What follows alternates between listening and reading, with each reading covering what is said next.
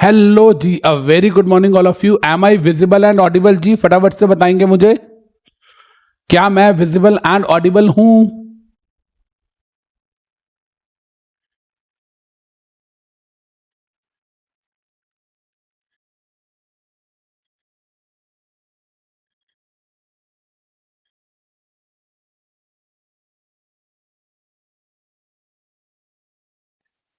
Yes, तो here I M.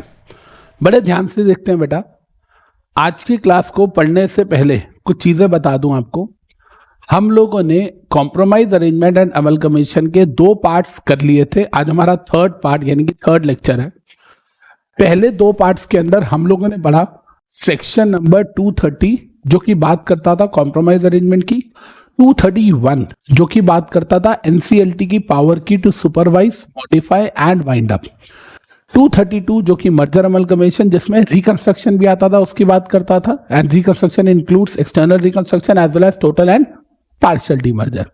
233 जो कि फास्ट ट्रैक मर्जर की बात करता था, 234 जो कि क्रॉस बॉर्डर मर्जर की बात करता था, 237 जो कि power of CG to order amalgamation की बात करता था, एंड 239 एंड 240 जो की बात करता था सीजी का अप्रूवल लेना पड़ेगा to destroy books and liability of past officers. तो सर मर्जर अमलगमेशन चैप्टर के अंदर कॉम्प्रोमाइज अरेंजमेंट 230 से 240 के अंदर जो मर्जर अमलगमेशन वाले टॉपिक्स थे वो तो हमने सारे कर लिए, लेकिन अब हमारे जो टेक ओवर वाले टॉपिक हैं वो रह गए हैं। तो टेक ओवर वाले सेक्शंस कौन कौन से आते हैं? सेक्शन नंबर 235 आता है, 236 आता है एंड 238 आता है। बड़े ध्यान से समझेगा बेटा एक चीज, जब एक लिस्टेड कंपनी का टेक ओवर होता है, लिस्टेड कंपनी का, तो सेबी टेक ओवर कोड है जिसको हम सेबी सस्त रेगुलेशंस बोलते हैं, SEBI substantial acquisition of shares and take over regulations 2011, वो फॉलो करनी होती है जब एक लिस्टेड कंपनी का टेक ओवर होता है। जब एक अनलिस्टेड कंपनी का टेक ओवर होता है तो हमें 235, 236 एंड 238 फॉलो करना पड़ता है। मतलब 235, 236, 238 सबके लिए है, लिस्टेड कंपनी के लिए भी और अनलिस्टेड के लिए भी। लेकिन लिस्टेड कंपनीज को in addition to this SEBI take over code follow करना पड़ता है जिसको हम सेबी सस रेगुलेशन 2011 बोलते हैं। तो आज अगर हम बात करते हैं इस सेक्शन 235, 236 एंड 238 की, तो इसका अभी तक आपने जितना चैप्टर पढ़ा है उससे कोई लेना देना नहीं है। मतलब सर अगर हमने नहीं पढ़ा है, अगर हमने नहीं पढ़ा है आज तक कॉम्प्रोमाइज अरेंजमेंट, इवन देन क्या हमें ये सेक्शन समझ आ जाएंगे बहुत आराम से, बहुत अच्छे से, क्योंकि टेक ओवर की जो कहानी है वो मर्जर अमलगमेशन से बिल्कुल अलग है। और जैसा कि मैंने आपको बोला था कि ये लेक्चर भी आप लोग लाइव में अटेंड करेंगे, क्योंकि इसके बाद ये लेक्चर जो है ये यूट्यूब पे प्राइवेट हो जाएगा, इसीलिए मैंने आपको सबको पहले से ही ये बात बता दी थी, right?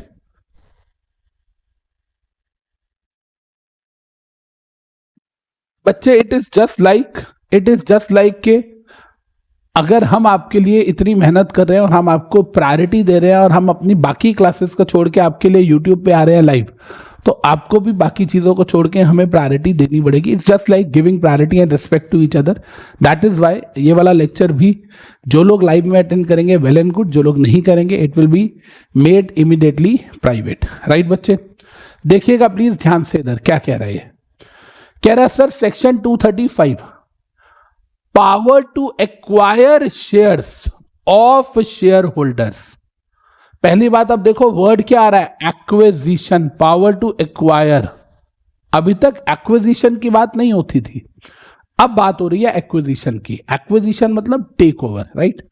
Power to acquire shares of share holders, share holders के शेयर्स को एक्वायर करने की पावर। अब आपको यहां पर कहीं टेक ओवर वाली फील नहीं आ रही? सोचो, इतनी हेडिंग पढ़ के power to acquire shares of share holder, ऐसा लगता है कि ये टेक ओवर की बात कर रहा है। किसके टेक ओवर की बात कर रहा है? Of share holder dissenting from the scheme और कॉन्ट्रैक्ट अप्रूव बाय मेजॉरिटी। इसका मतलब क्या है? इससे नाम से ऐसा लग रहा है कि कोई एक्वायरर होगा और वो एक्वायरर एक कंपनी है, टारगेट कंपनी, उसके शेयर होल्डर्स के शेयर्स लेना चाह रहा है। इस चीज को मेजॉरिटी ने अप्रूव कर दिया है, लेकिन माइनॉरिटी जो है उसने अप्रूव नहीं किया। मेजॉरिटी ने अप्रूव कर दिया, जो भी जितना भी परसेंटेज चाहिए होता होगा वो मिल गया, लेकिन माइनॉरिटी अभी भी अड़ी हुई है और उस माइनॉरिटी के शेयर्स को जबरदस्ती एक्वायर किया जा रहा है। ऐसा कुछ मुझे सुनने में लग रहा है, देख के ऐसा लग रहा है। देखो क्या कह रहा है, स्कीम क्या कह रहा है, scheme approved by majority, scheme approved by majority, यानी कि मेजॉरिटी ने स्कीम जो है वो अप्रूव करी है। तो जब मेजॉरिटी ने स्कीम अप्रूव करी है, उस स्कीम के जो डिसेंडिंग शेयर होल्डर्स हैं, इसका मतलब क्या हो गया सर, इसका मतलब हो गया कि एक एक्वायरर होगा, उसने टारगेट कंपनी के शेयर्स खरीदने होंगे, उसके लिए टारगेट कंपनी के शेयर होल्डर्स के सामने उसने कोई स्कीम रखी होगी जिसको मेजॉरिटी शेयर होल्डर्स ने मान लिया होगा, लेकिन कुछ शेयर होल्डर्स हैं जो नहीं मान रहे, उनके शेयर जबरदस्ती खरीदना चाह रहा है। आप बताइए, नाम से कुछ ऐसा लग रहा है बेटा? क्या नाम से कुछ ऐसा लग रहा है?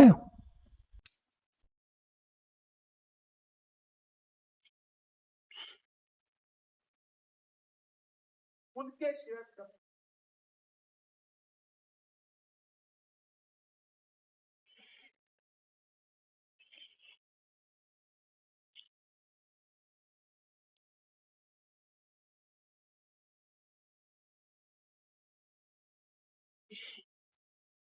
यस सर, यस सर, नाम से कुछ ऐसा लग रहा है।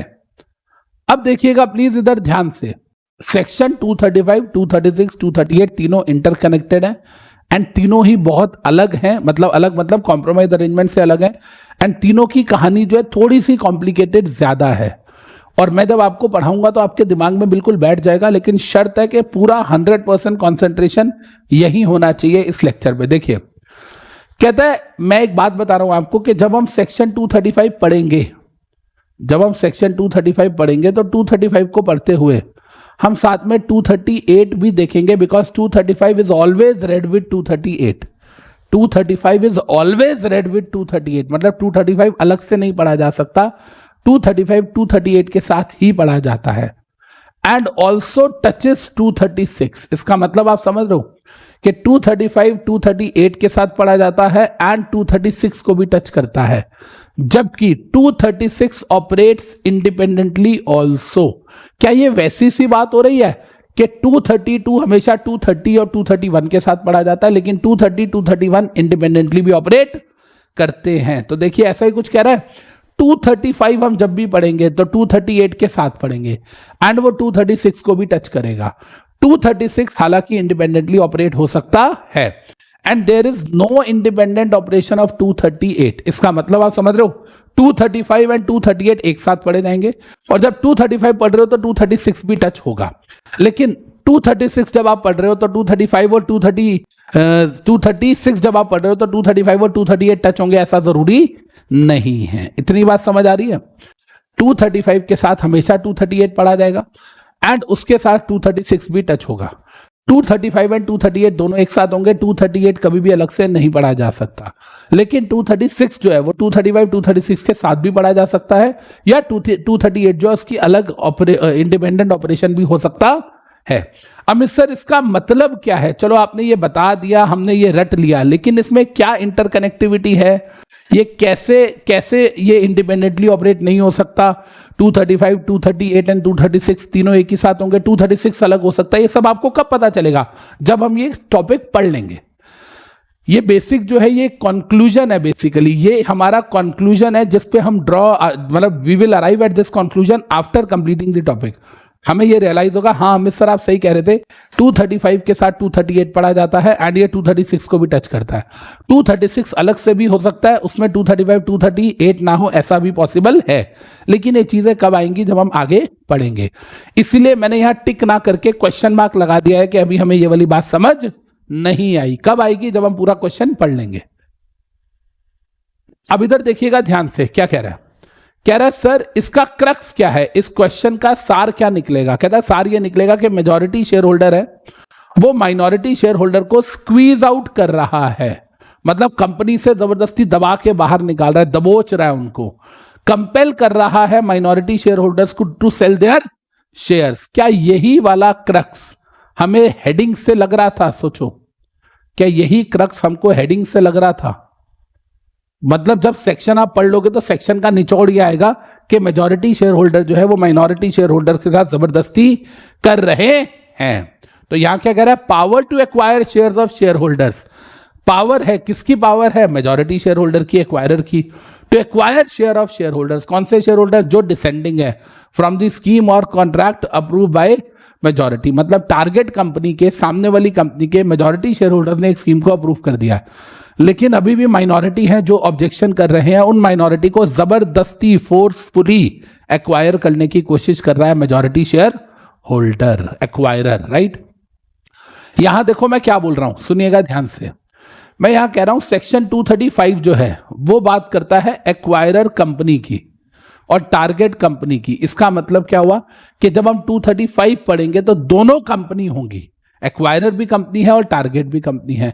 लेकिन जब हम 236 पढ़ेंगे तो वहां देखेंगे natural person can also be acquirer. तो इसका मतलब 235 और 236 कहां अलग हो जाते हैं? 235 कहां एप्लीकेबल हो रहा है? जहां एक्वायरर एंड टारगेट दोनों कंपनीज है। 236 में सामने वाली टारगेट कंपनी है, एक्वायरर कंपनी भी हो सकती है, अदर देन कंपनी भी हो सकता है। इतनी बात सबको समझ आ रही है?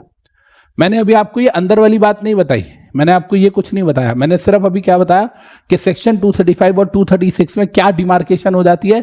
235 के अंदर जो कर रहा है एक्वायर, जो मेजॉरिटी शेयर होल्डर है वो भी एक कंपनी है, एक्वायरर भी कंपनी है और टारगेट भी कंपनी है। 236 के अंदर टारगेट जो है वो कंपनी है, ऑब्वियस सी बात है। 236 में टारगेट एक कंपनी है और acquirer other than company natural person भी हो सकता है। इतनी बात क्लियर है जी? राइट। मेन ना ये वाला चार्ट है, जब ये वाला चार्ट आप पूरा पढ़ लोगे तो आपको 80% कहानी समझ आ जाएगी। मेन ये वाला चार्ट है, पर इससे पहले हमको बड़ी सारी चीजें देखनी है। बेसिक में समझ आ गया कि 235 में भी एक्वायरर है, वो फोर्सफुली एक्विजिशन कर रहा है माइनॉरिटी शेयर होल्डर का। 236 में भी एक्वायरर है, वो फोर्सफुली शेयर्स एक्वायर कर रहा है माइनॉरिटी के। दोनों में माइनॉरिटी के साथ जबरदस्ती की जा रही है। लेकिन 235 के अंदर एक्वायरर एक कंपनी है, 236 में एक्वायरर इंडिविजुअल है, मतलब अदर देन कंपनी है, अदर देन कंपनी है। ठीक है सर, इतनी बात समझ आती है? तो 235 में कंपनी भी हो सकती है, नेचुरल पर्सन भी हो सकता है। 236 में तो नेचुरल पर्सन ही, मतलब अदर देन कंपनी है। अब इसको ध्यान से देखिएगा, ध्यान से। यहां से पूरी की पूरी कहानी हमारी स्टार्ट हो रही है and it's very very very important. देखिए इधर देखिएगा, एक ना एक्वायरर है, इधर देखिए एक एक्वायरर है जो कि कंपनी है। बड़े ध्यान से देखिएगा प्लीज। एक एक्वायरर है जो कि कंपनी है, एक टारगेट है जो कि कंपनी है। टारगेट कंपनी के टोटल 1 लाख शेयर्स है, टोटल 1 लाख शेयर्स है या 1 लाख वोटिंग राइट्स है, जो कहना कह लो। एक शेयर पे एक वोटिंग राइट है, जिसमें से एक्वायरर ने ऑलरेडी 30,000 शेयर्स यानी कि 30% वोटिंग राइट्स खरीद रखे हैं। स्टेप नंबर 1 इतना समझ आता है। एक्वायरर कंपनी ने टारगेट कंपनी के ऑलरेडी 30,000 शेयर्स खरीद रखे हैं। हम ये एग्जाम्पल ले रहे हैं, ठीक है। अब ये एक्वायरर जो है इस टारगेट कंपनी को पूरा एक्वायर करना चाह रहा है, यानी कि उसके और 70,000 शेयर्स लेके उसको अपनी होली ओन सब्सिडरी बनाना चाह रहा है। ये बात समझ आ रही है? ये जो एक्वायरर है ये क्या कोशिश कर रहा है? ये एक्वायरर क्या कोशिश कर रहा है? एक्वायरर जो कि एक्वायरर कौन है यहाँ पे? एक्वायरर है ट्रांसफरी कंपनी, क्योंकि उसको खरीद के अपने अंडर मर्ज करना चाह रहा है। ये चाह रहा है मैं सामने वाले को खरीदूं और फिर उसकी सारी एसेट्स वगैरह अपने अंडर मर्ज कर लूं। मतलब टारगेट कंपनी कौन सी होगी? Transferor company. एक्वायरर कौन सी होगी? ट्रांसफरी कंपनी, यानी कि एक कंपनी दूसरी कंपनी को एक्वायर करके अपने अंडर मर्ज करना चाह रही है। तो यहां पर जब एक्वायरर टारगेट को खरीदेगा तो किसकी एग्जिस्टेंस खत्म होगी? टारगेट की। तो टारगेट कौन सी होगी? Transferor company. और एक्वायरर कौन सी होगी? Transferee company. तो फिर चाहे वो उसे खरीद लेगा और फिर ये होल्डिंग कंपनी बन जाएगी, ये होली ओन सब्सिडरी बन जाएगी, लेकिन रहेंगी तो सेपरेट लीगल एंटाइटीज ही। Yes sir. तो क्या हमें इतनी बात समझ आ रही है कि एक्वायरर को हम ट्रांसफरी क्यों बोल रहे हैं? क्योंकि एक्वायरर कंपनी पहले टारगेट कंपनी के सारे शेयर्स खरीद लेगी, फिर सारे शेयर्स खरीदने के बाद उसको अपने अंडर मर्ज कर देगी, तो वहां टारगेट कंपनी की एग्जिस्टेंस खत्म। भाई कोका कोला ने जब थम्स अप को एक्वायर किया, कैंपा कोला को एक्वायर किया था, सॉरी कोका कोला ने जब कैंपा कोला को एक्वायर किया तो कैंपा कोला को एक्वायर करके उनकी पूरी बॉटल्स तक तोड़ दी थी यार। तो इसका मतलब क्या हुआ कि आप चाहते हो कि जब मैं किसी को एक्वायर कर लूं तो उसके बाद उसका नामो निशान मार्केट में ना बचे, उसकी एग्जिस्टेंस जो है वो दिमाग से लोगों के निकल जाए और लोगों के दिमाग में सिर्फ मेरा ही ब्रांड रहे। तो यहां एक्वायरर कंपनी क्या कर रही है, एक्वायरर कंपनी टारगेट कंपनी को पहले फोर्सफुली खरीद रही है, फिर फोर्सफुली खरीदने के बाद वो टारगेट कंपनी को अपने अंडर मर्ज करके उसकी सारी एसेट सारा बिजनेस ले रही है और टारगेट कंपनी को खत्म कर रही है। तो टारगेट कंपनी कौन होगी, ट्रांसफरर कंपनी, और एक्वायरर कौन होगी, ट्रांसफरी कंपनी। या मैं ये कह सकता हूं कि एक्वायरर हो जाएगा होल्डिंग और टारगेट कंपनी हो जाएगी होली ओन्ड सब्सिडरी। क्या इतनी बात सबको क्लियर है बेटा? इतनी बात सबको क्लियर है? इतनी बात सबको समझ आई? बोलिए।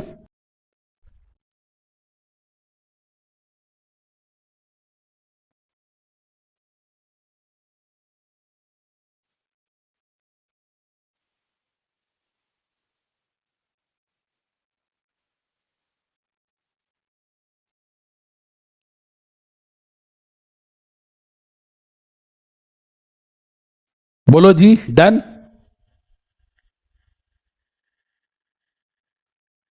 राइट। अब देखिएगा इधर ध्यान से प्लीज ऑल ऑफ यू, देखिए कहता है जब एक्वायरर कंपनी ऐसा करना चाह रही है, जब एक्वायरर कंपनी सामने वाली टारगेट कंपनी को पूरा एक्वायर करना चाह रही है, पूरे शेयर्स खरीदना चाह रही है, तो कहता है उस केस में 235 उसे फॉलो करना पड़ेगा जो अभी हम पढ़ने लगे हैं। साथ में कहता है 179 सबसेक्शन 3 भी फॉलो करना पड़ेगा। मतलब यहां एक्वायरर कंपनी टारगेट कंपनी में इन्वेस्ट कर रही है ना, और बोर्ड ऑफ डायरेक्टर्स की पावर टू इन्वेस्ट कहां आती है, 179 सबसेक्शन 3 में। और एक्वायरर कंपनी को यह करने से पहले बोर्ड रेजोल्यूशन पास करना पड़ेगा, और वो बोर्ड रेजोल्यूशन बोर्ड मीटिंग में ही होगा। यह बात सबको समझ आ रही है कि एक्वायरर कंपनी अगर ऐसा करना चाह रही है, एक एक्वायरर कंपनी है जो टारगेट कंपनी को होली ओन सब्सिडरी बनाना चाह रही है, तो फिर वो क्या करेगी, वो पहले तो 235 के अंदर प्रोसीजर फॉलो करेगी जो हम कह रहे हैं, और 235 का प्रोसीजर फॉलो करने से पहले भी उन्हें बोर्ड रेजोल्यूशन पास करना पड़ेगा जो बोर्ड मीटिंग में ही होगा। मतलब एक होता है बोर्ड मीटिंग में बोर्ड रेजोल्यूशन, एक होता है बाय सर्कुलेशन, यानी कि जहां जहां डायरेक्टर बैठे हुए हैं, कोई कलकत्ता में है, कोई दिल्ली में है, उनको चिट्ठी भेज दो, चिट्ठी भेज के अप्रूवल ले लो, उसे बोलता है रेजोल्यूशन बाय सर्कुलेशन। यहां क्या कह रहा है कि अगर एक्वायरर कंपनी टारगेट कंपनी को एक्वायर करना चाहती है तो एक्वायरर कंपनी के जो बोर्ड ऑफ डायरेक्टर्स हैं वो क्या करेंगे, बोर्ड रेजोल्यूशन पास करेंगे और बोर्ड मीटिंग में ही रेजोल्यूशन पास करेंगे। वो बोर्ड रेजोल्यूशन कहां पास होगा, बोर्ड मीटिंग में ही। ठीक है सर, ये वाली बात समझ आती है। इसके साथ कहता है सर जब एक कंपनी दूसरी कंपनी में इन्वेस्ट करती है तो हम इसे इंटर कॉर्पोरेट इन्वेस्टमेंट बोलते हैं। कहता है हाँ जी, कहता है इंटर कॉर्पोरेट इन्वेस्टमेंट तो डायरेक्टर्स चैप्टर में सेक्शन 186 में पढ़ाई जाती है। हाँ जी, तो इसका मतलब क्या हुआ कि जब एक एक्वायरर कंपनी सामने वाली टारगेट कंपनी में पैसा इन्वेस्ट कर रही है, प्रोसीजर कौन सा फॉलो करेगी, 235 वाला। पावर कहां से मिलेगी उसको, 179 के अंदर बीआर पास करके। एंड वो कितना इन्वेस्ट कर सकती है, उसका अमाउंट वगैरह कहां से कैलकुलेट होगा, 186 से। तो आई होप कि यहां हमें तीनों बातें समझ आ रही हैं बेटा। जब भी एक कंपनी किसी दूसरी कंपनी को एक्वायर करना चाह रही है और उसको होली ओन सब्सिडरी बनाना चाह रही है, तो सबसे पहले क्या होगा, 230 सबसे पहले 179 सबसेक्शन 3 में बोर्ड रेजोल्यूशन पास करेगी एक्वायरर कंपनी अपने बोर्ड ऑफ डायरेक्टर्स का, वो बोर्ड रेजोल्यूशन पास करेगी और वो बोर्ड मीटिंग में ही करेगी। दूसरी बात, फिर 235 का प्रोसीजर फॉलो करेगी, लेकिन 235 का प्रोसीजर फॉलो करने से पहले ये देखेगी कि हमने उनके जैसे इस एग्जांपल में 30,000 शेयर्स खरीदे हुए हैं और 70,000 खरीदना चाहते हैं, इतने खरीद भी सकते हैं कि नहीं खरीद सकते, उसके लिए उसको अपने 186 के अंदर देखना पड़ता है, क्योंकि सेक्शन 186 बताता है कि एक इन्वेस्टर कंपनी सामने वाली कंपनी में, इन्वेस्टी कंपनी में कितना इन्वेस्ट कर सकती है। यहां इन्वेस्टर कंपनी कौन होगी, एक्वायरर, एंड इन्वेस्टी कंपनी कौन हो गई, टारगेट। तो आई होप कि आपको तीनों सेक्शंस की रेलेवेंस पता चल रही है। पहली बात, एक्वायरर कंपनी टारगेट कंपनी को जब खरीदेगी तो उसके लिए बोर्ड रेजोल्यूशन चाहिए, जो कि सेक्शन 179 सबसेक्शन 3 के हिसाब से एक्वायरर कंपनी को अपने बोर्ड ऑफ डायरेक्टर्स का अप्रूवल लेना पड़ेगा बोर्ड मीटिंग में। सर इतनी बात समझ आ गई? दूसरी चीज, अब 70,000 शेयर्स हमने खरीदने, 30 ऑलरेडी हैं, वो 70,000 शेयर्स जितने के भी आएंगे, क्या उतना पैसा हम लगाने के लिए एलिजिबल है भी क्या नहीं है, क्या हम उतना पैसा इन्वेस्ट कर सकते हैं, उसकी लिमिट कहां दी गई है, 186 के अंदर। वहां हम अपनी लिमिट चेक करेंगे, और अगर दोनों चीजें ओके है, बोर्ड ऑफ डायरेक्टर्स ने ओके कर दिया और साथ में हमारी जो लिमिट भी है हमारे पास, हम पैसा लगा सकते हैं, तो फिर हम 235 वाला प्रोसेस स्टार्ट करेंगे। Am I clear with this?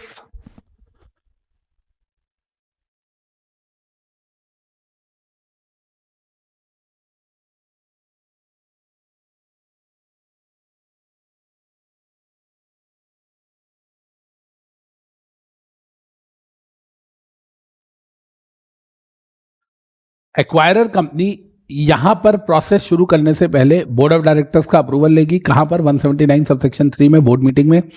फिर दूसरा, वो कितना पैसा इन्वेस्ट कर सकते हैं उसकी लिमिट कैलकुलेट करेगी बाय यूजिंग द फॉर्मूला जो कहां दिया गया 186 में। फिर वो दोनों चीजें होने के बाद फिर कंपनी 235 का प्रोसेस जो है वो स्टार्ट करेगी। ठीक है जी, डन। अब देखिए क्या कह रहा है यहां पे, अब देखिए अब यहां क्या कह रहा है। अब यहां पर कह रहा था कि बॉस जो टारगेट कंपनी है, एक्वायरर कंपनी टारगेट कंपनी के 30,000 शेयर्स खरीदे हुए हैं ऑलरेडी। यस, ऑलरेडी 30,000 शेयर्स खरीद रखे हैं। अब कहता है सर ऑलरेडी 30,000 शेयर्स खरीदे हुए हैं एंड अब हम और शेयर्स खरीदना चाह रहे हैं। कितने शेयर्स खरीदना चाह रहे हैं? 70,000 और, क्योंकि हम उसको होली ओन सब्सिडरी बनाना चाह रहे हैं। आप एक चीज बताइए, जब ये सक्सेसफुल हो जाएगा, अगर ये सक्सेसफुल हो गया और ये इसको अपनी होली ओन सब्सिडरी मान लो बना लेता है, तो क्या फिर ये उस होली ओन सब्सिडरी को कल को अपने अंदर मर्ज करेगा तो सेक्शन 233 का सहारा लेगा? सोचो, फास्ट ट्रैक मर्जर का। क्या बोल रहा हूं मैं? मतलब अभी ये 235 को यूज कर रहा है, फिर बाद में जब ये होली ओन सब्सिडरी बन जाएगी, सारे शेयर्स आ जाएंगे इसके पास, तो क्या उसके बाद ये सेक्शन नंबर 233 का हेल्प लेगा? क्योंकि अपनी होली ओन सब्सिडरी को मर्ज करेगा तो फिर ये फास्ट ट्रैक मर्जर में चला जाएगा। राइट बेटा? क्लियर है जी सबको?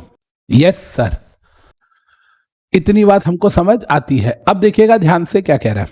कह रहा है सर ये जो एक्वायरर कंपनी है, इसने टारगेट कंपनी के 30,000 शेयर्स खरीद रखे हैं, अब ये और 70,000 लेना चाह रही है।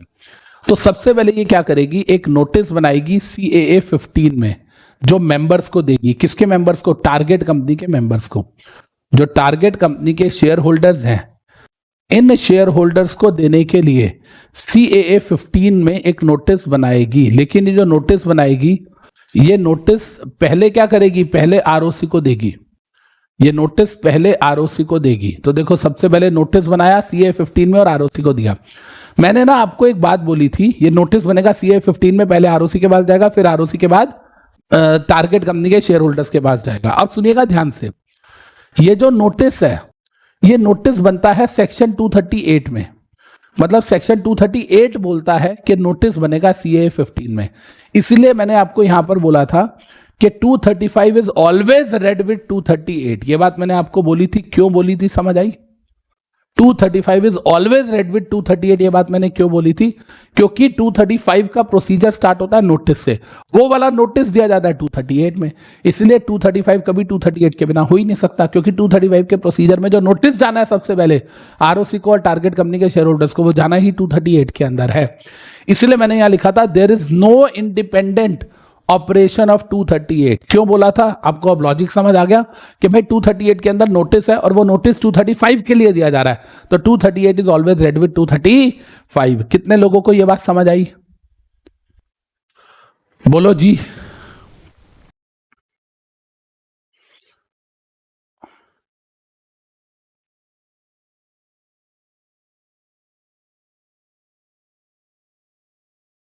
राइट?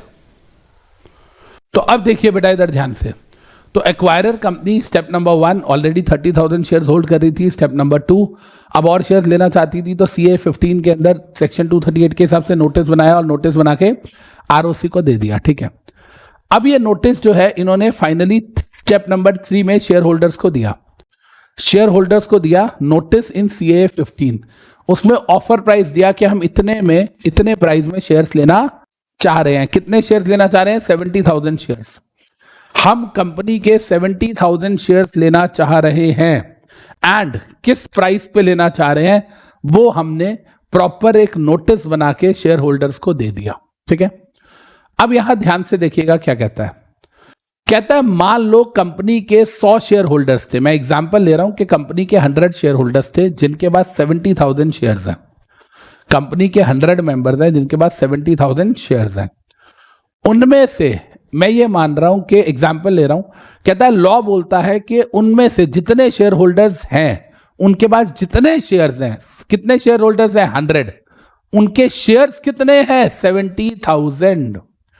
तो मतलब वो जो 70,000 शेयर्स हमने खरीदने हैं, वो 70,000 शेयर्स 100 शेयर होल्डर्स के पास हैं।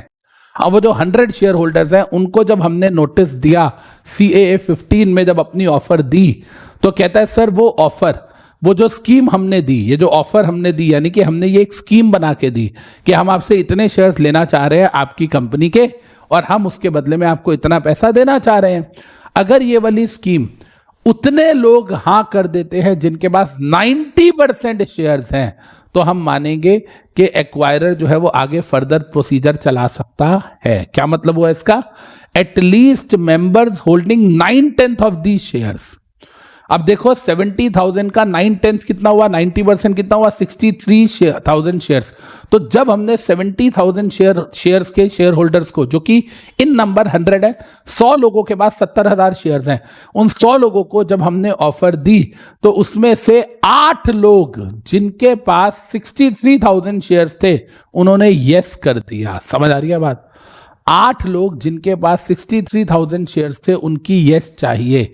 कितने टाइम में चाहिए 90% शेयर्स की यस?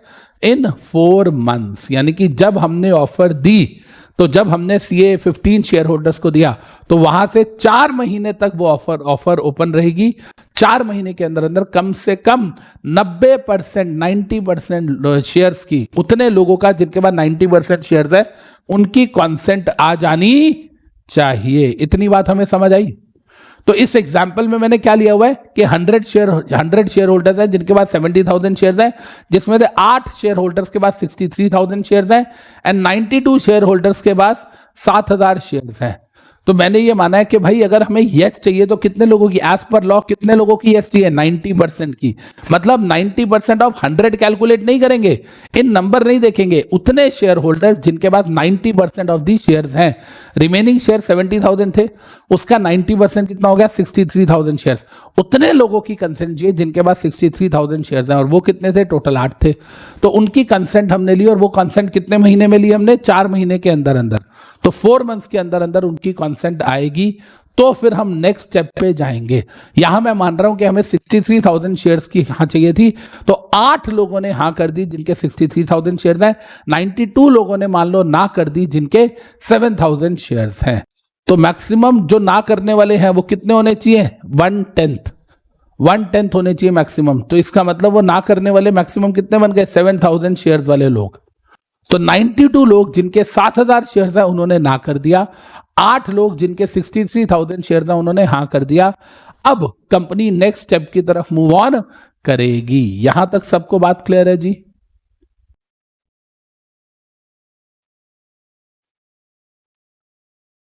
एक्वायरर कंपनी के पास टारगेट कंपनी के 1 लाख में से 30,000 शेयर्स थे, यस। वो बाकी 70,000 भी लेना चाह रही थी, यस। तो उसने CAA 15 के अंदर नोटिस बनाया, सेक्शन 238 के अंदर ROC को भेजा, यस। फिर वो नोटिस टारगेट कंपनी के शेयर होल्डर्स को दिया, यस। उसमें ऑफर प्राइस वगैरह स्कीम दिया पूरी बना के, यस। उसमें अब 4 महीने वो वेट करेगी। 4 महीने क्यों वेट करेगी? कि उस 4 महीने के अंदर अंदर जितने शेयर्स हमने एक्वायर करने हैं, जो रिमेनिंग है, उसका कम से कम उतने मेंबर्स का अप्रूवल आ जाए, हाँ बोल दें, जो कम से कम टोटल का 90% शेयर्स कॉन्स्टिट्यूट करते हो। अगर उनकी हाँ आ गई, रिमेनिंग 10% की ना भी है, तो उनको तो हम गर्दन से पकड़ लेंगे ना। मैंने आपको क्या बोला था कि मेजॉरिटी एक बार हाँ कर दे, वो जो ना कर रहे हैं उनको हम गर्दन से पकड़ लेंगे। आप याद करो ये सेक्शन का नाम, इधर देखो, सेक्शन का नाम याद करो जरा हल्का सा, power to acquire shares of share holders dissenting. ये शेयर होल्डर्स डिसेंडिंग कौन से हैं? वही 10% वाले। फ्रॉम स्कीम, जिन्होंने ये स्कीम मना करी, मतलब CAA 15 को ठुकरा दिया, और कॉन्ट्रैक्ट अप्रूव बाय मेजॉरिटी। जो मेजॉरिटी ने स्कीम अप्रूव करी, या मेजॉरिटी ने जो कॉन्ट्रैक्ट अप्रूव किया जिसके अंदर हम कह रहे हैं हम इतने का शेयर लेने को तैयार हैं, वो 90% ने अप्रूव कर दिया, 90 या उससे ज्यादा ने।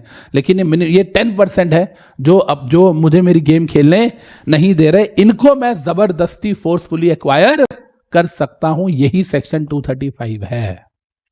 नाउ आई होप कि आपको सेक्शन का नाम भी समझ आ गया होगा, और सेक्शन 235 और 238 में कनेक्शन है, क्योंकि 235 में जो नोटिस दिया जाता है वो 238 में ही दिया हुआ है। तो 238 स्टेट्स अबाउट नोटिस, एंड वो नोटिस से ही 235 का प्रोसीजर स्टार्ट होता है। तो एक चीज तो आपको क्लियर हो गई कि सर ये वाला procedure all together compromise arrangement से अलग है, लेकिन अभी तक आपको थोड़ी सी क्यूरियोसिटी भी लग रही होगी कि यार कुछ अलग लग रहा है, कुछ अच्छा लग रहा है, कुछ अलग लग रहा है, कुछ अच्छा लग रहा है, राइट?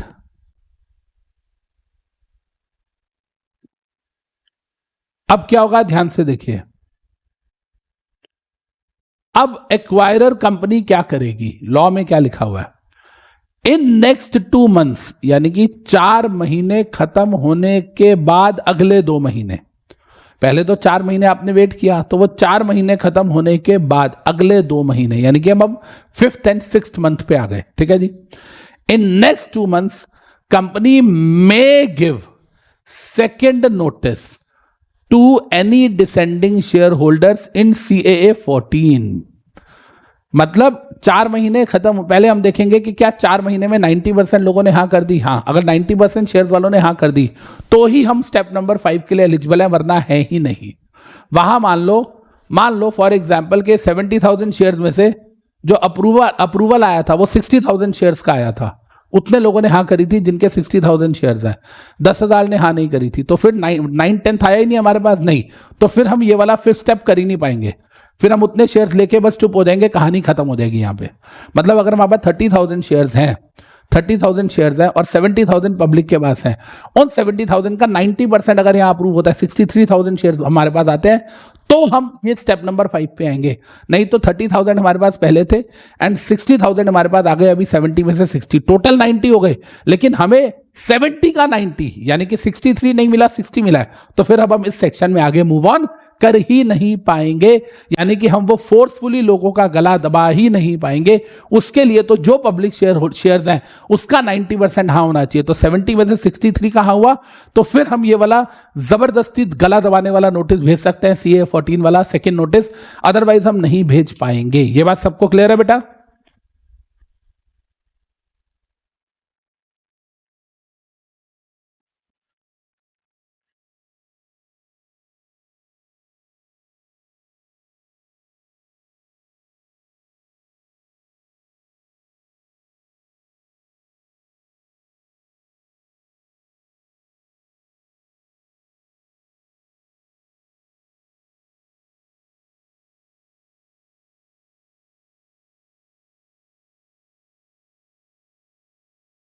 Yes sir.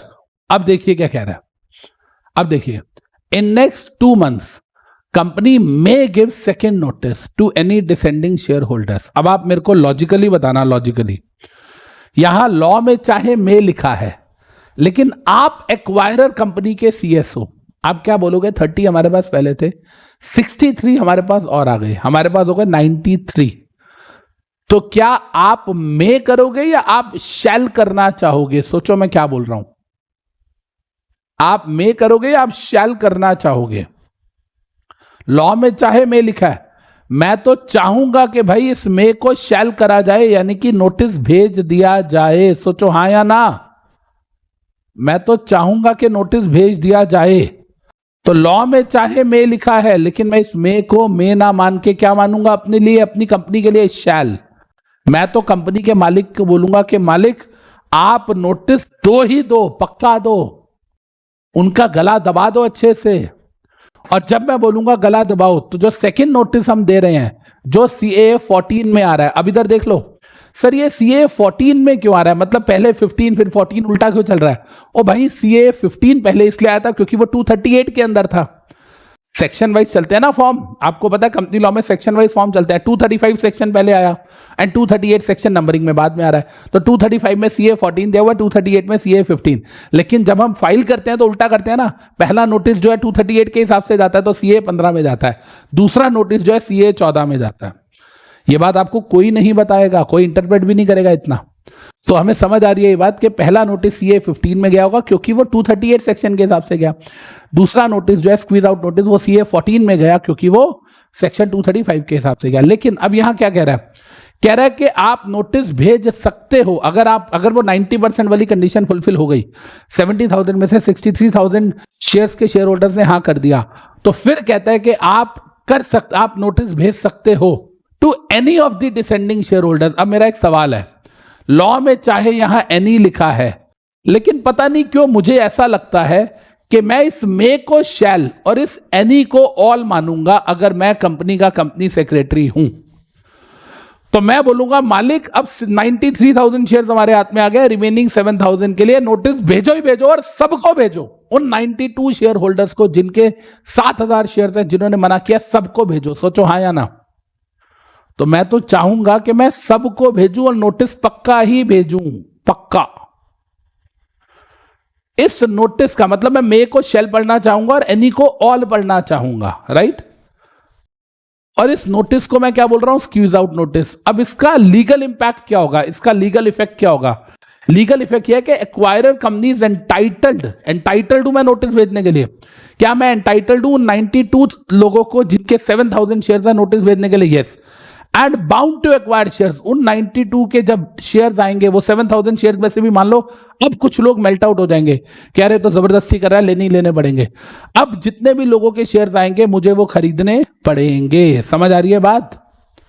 मतलब ये नोटिस अगर मैंने दे दिया तो ये नोटिस मेरे पे एप्लीकेबल हो जाएगा। अगर ये स्क्वीज आउट नोटिस हमने दे दिया तो फिर हमें वो कंपनी के शेयर्स, सामने वाली टारगेट कंपनी के लोग जिनको हमने नोटिस दिए हैं, फोर्सफुली हम उनके शेयर्स खरीदेंगे और फिर वो शेयर्स खरीद के हमें उन्हें पैसे देने पड़ेंगे। तो इधर देख लो ध्यान से, इधर जो मैं कह रहा हूं मेरे को कमेंट में जवाब चाहिए, क्योंकि ये सेक्शन ना इंटरैक्टिव है। मेरे को आपसे इसमें जवाब चाहिए होगा। अगर 70,000 शेयर्स जो थे पब्लिक वाले, उसमें से 58,000 शेयर्स की हाँ आई होती तो क्या स्टेप नंबर 5 पे हम मूव कर सकते थे, हाँ या ना? जल्दी बताओ।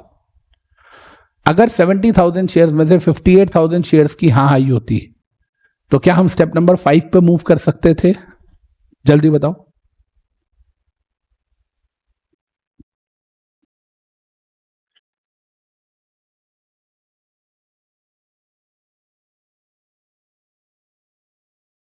Answer is no. इतनी बात क्लियर है। अच्छा, 63,000 शेयर्स वाले लोगों की, 8 लोगों की हाँ आ गई जिनके 63,000 शेयर्स थे, जिनके 63,000 शेयर्स थे, राइट। वो 58,000 शेयर्स की हाँ आई है, वो तो लेने ही लेने पड़ेंगे आपको। अगर 58,000 शेयर्स के 60,000 शेयर्स की हाँ आई है, वो तो लेने ही लेने पड़ेंगे। अब यहां मान लो 63,000 लोगों की हाँ आ गई, 30 पहले थे, 63 की हाँ आ गई, यानी कि जो पब्लिक वाले 70 थे उसकी 90% की हाँ आ गई। अब क्या ये जो सेकेंड नोटिस है, स्क्वीज आउट नोटिस, जो CA 14 वाला है, क्या अब ये भेजना मैंडेटरी है? क्या ये भेजना मैंडेटरी है? क्या भेजना मैंडेटरी है ये? क्या ये जो सेकंड नोटिस है, 30 पहले थे, 63 अब आ गए, 93 हो गए, अब क्या 7,000 शेयर्स जो बच गए हैं, क्या उसके लिए सेकंड नोटिस भेजना मैंडेटरी है? नहीं सर, मैंडेटरी नहीं है। सेकंड नोटिस भेजना मैंडेटरी नहीं है। लेकिन क्या सेकंड नोटिस भेजना चाहिए? और क्या सारे शेयर होल्डर्स को भेजना चाहिए जो डिसेंडिंग शेयर होल्डर्स हैं? सोचो। इन नेक्स्ट 2 मंथ्स कंपनी में, पर मे की जगह उसको क्या पढ़ो, मतलब कंपनी को, मालिक को क्या बताओ, सर ये मे लिखा है लेकिन आप भेजो, और यहां लिखा है any dissenting share holder, sir आप सबको भेजो, 92 के 92 को भेजो, राइट। अब जब इधर देखिए, इधर मान लो, इधर देखिए, मान लो सेकेंड नोटिस जो है, इधर देखिएगा, सेकेंड नोटिस जो है वो 42 लोगों को भेजा, 50 लोगों को सेकेंड नोटिस भेजा ही नहीं। हालांकि बेवकूफी है, भेजना चाहिए था। हमने यहां लॉ में कल निकाला एनी शेयर होल्डर, तो हमने इसको ऑल ना मान के मान लो 42 ही मान लिया। मतलब हमने क्या किया, हमने 92 में से 42 लोगों को सेकेंड नोटिस भेजा। एक एग्जांपल ले रहा हूं मैं कि हमने 92 में से 42 लोगों को नोटिस भेजा। वैसे ऐसा होना नहीं चाहिए, हमें सबको ही भेजना चाहिए, पर मैं एग्जांपल ले रहा हूं। इन 42 में से, अब सुनिएगा ध्यान से, ये जो 42 लोग थे, इन 42 लोगों के पास अब 1 महीना है एनसीएलटी के पास जाने का। जिनको सेकेंड नोटिस गया है, जिसको मैं स्क्वीज आउट नोटिस कह रहा हूं, गला दबाने वाला नोटिस कह रहा हूं, अब इनके पास जब सेकेंड नोटिस आया 2 महीने के अंदर अंदर, मतलब आफ्टर 2 मंथ्स, पहले वहां 4 महीने हमने वहां वेट किया, फिर नेक्स्ट 2 महीने में नोटिस दे दिया, 4 और 2 6 हो गए ना। 4 महीने के बाद अगले 2 महीने में नोटिस दिया। जिस दिन ये नोटिस आपके पास आया, आप एनसीएलटी को 1 महीने में अपील फाइल करो, साथ में फीस दो, जो अभी 1,000 रुपए है, लेकिन चेंज होती रहती है, पर ये वाली नहीं होगी क्योंकि ये शेयर होल्डर वाली है। फिर एनसीएलटी आपके फेवर में या अगेंस्ट में ऑर्डर देगा। मतलब जिन लोगों के पास स्क्वीज आउट नोटिस गया है उनको अपनी बात कहने का हक है एनसीएलटी के सामने। लेकिन अगर आपने एनसीएलटी को 1 महीने में अपील फाइल नहीं करी, जैसे कि इन 42 ने कोई अपील फाइल नहीं करी, इन 40 ने कोई अपील फाइल, 92 थे टोटल, 50 को तो नोटिस ही नहीं दिया कंपनी ने, 42 को दिया। 42 में से 2 ने अपील फाइल करी, 40 ने नहीं करी। जिन 40 ने नहीं करी अपील फाइल, उनका टाइम टू अपील लैप्स हो गया। Now they are bound to sell after expiry of 1 month. मतलब they are bound to sell to whom, to the acquirer company. देख रहे हो, now they are bound to sell to the acquirer company. अब इनको, इन 40 लोगों को इस acquirer company को सेल करना पड़ेगा। क्लियर है जी सबको? समझ आ रही है ये बात? तो अब समझ आया कि कैसे ये स्क्वीज आउट है, कैसे ये जबरदस्ती वाला नोटिस है भाई। पहली बात, 90% शेयर्स वाले शेयर होल्डर्स ने, जो कि रिमेनिंग शेयर से 70,000, उसका 90 लेंगे, टोटल का 90 नहीं, उसका 90। उन्होंने हाँ कर दिया तो हम अगले 2 महीने में, उनकी हाँ की 4 महीने वेट करेंगे, उससे अगले 2 महीने में स्क्वीज आउट नोटिस भेजेंगे। स्क्वीज आउट नोटिस जब हमने भेजा, उन लोगों के पास 1 महीने का टाइम है, अगर वो 1 महीने के अंदर अंदर एनसीएलटी के पास नहीं जाते तो फिर वो सब हमें बेचने के लिए बाउंड हो जाएंगे। अब मैं एग्जाम्पल थोड़ा सा चेंज कर रहा हूं। मान लो ये जो एक्वायरर कंपनी ने स्क्वीज आउट नोटिस दिया, एडवाइजरी ये था कि सबको देना चाहिए। मान लो सबको दिया होता 92 को, और 92 के 92 में से किसी ने अपील ना करी होती एनसीएलटी को, तो फिर क्या ये 92 के 92 लोगों के सारे 7,000 शेयर जो रिमेनिंग थे, क्या वो आ जाते एक्वायरर के पास, और यहां एक्वायरर होल्डिंग एंड सामने वाली टारगेट होली ओन सब्सिडरी बन जाती, हाँ या ना? जवाब दो। अगर 92 लोगों को दिया होता, 7,000 शेयर होल्डर को सबको दिया होता स्क्वीज आउट नोटिस, और किसी ने भी 1 महीने में एनसीएलटी के पास नहीं गया, तो फिर वो सब के सब बाउंड हो जाते वो एक्वायरर को शेयर बेचने के लिए, हाँ या ना?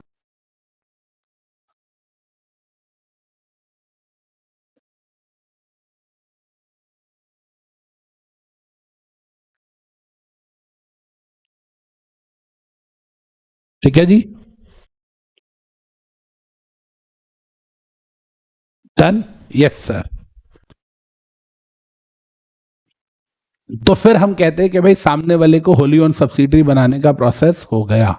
अच्छा, एक चीज देखिएगा इधर ध्यान से प्लीज ऑल ऑफ यू, एक चीज देखिए।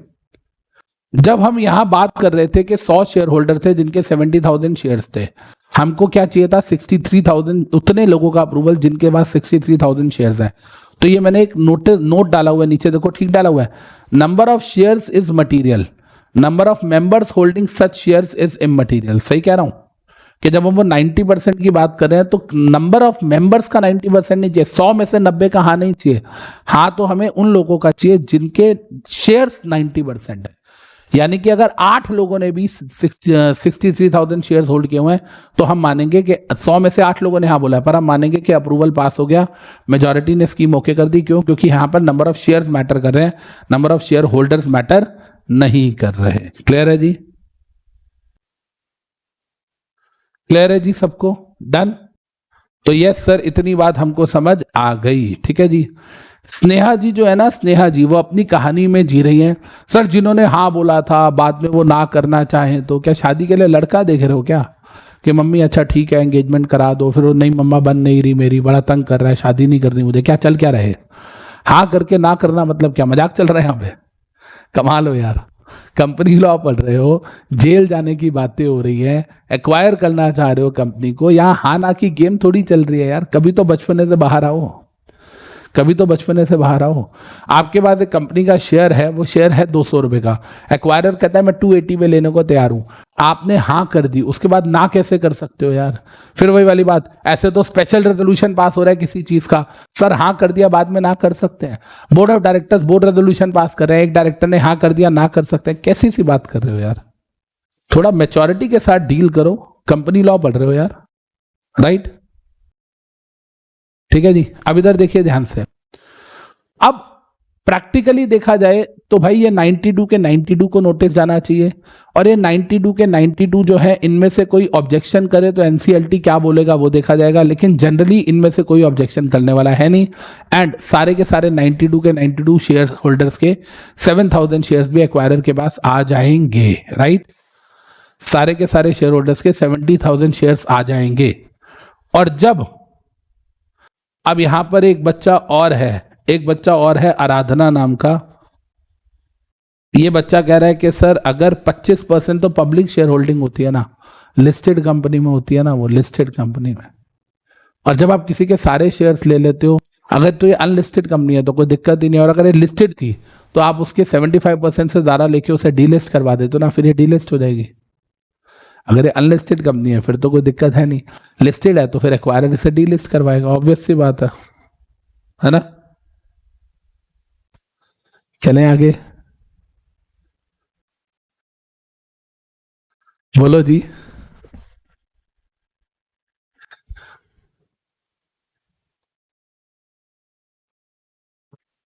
वो कह रही है नहीं जी, मैं उनको रिप्लाई कर रही थी। ठीक है जी, तो यहां तक हमें समझ आ गई बात। स्टेप समझ लो। स्टेप नंबर 1, हमारे पास उसके 30,000 शेयर हैं 1 लाख में से।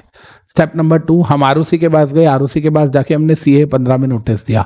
स्टेप नंबर 3, वो नोटिस हमने शेयर होल्डर्स को दिया, साथ में ऑफर प्राइस वगैरह पूरी स्कीम बना के। स्टेप नंबर 4, शेयर होल्डर्स में से जो 100 शेयर होल्डर्स थे जिनके पास 70,000 शेयर थे, उसमें से 8 शेयर होल्डर्स जिनके पास 63,000 शेयर थे, उन्होंने हाँ बोल दिया।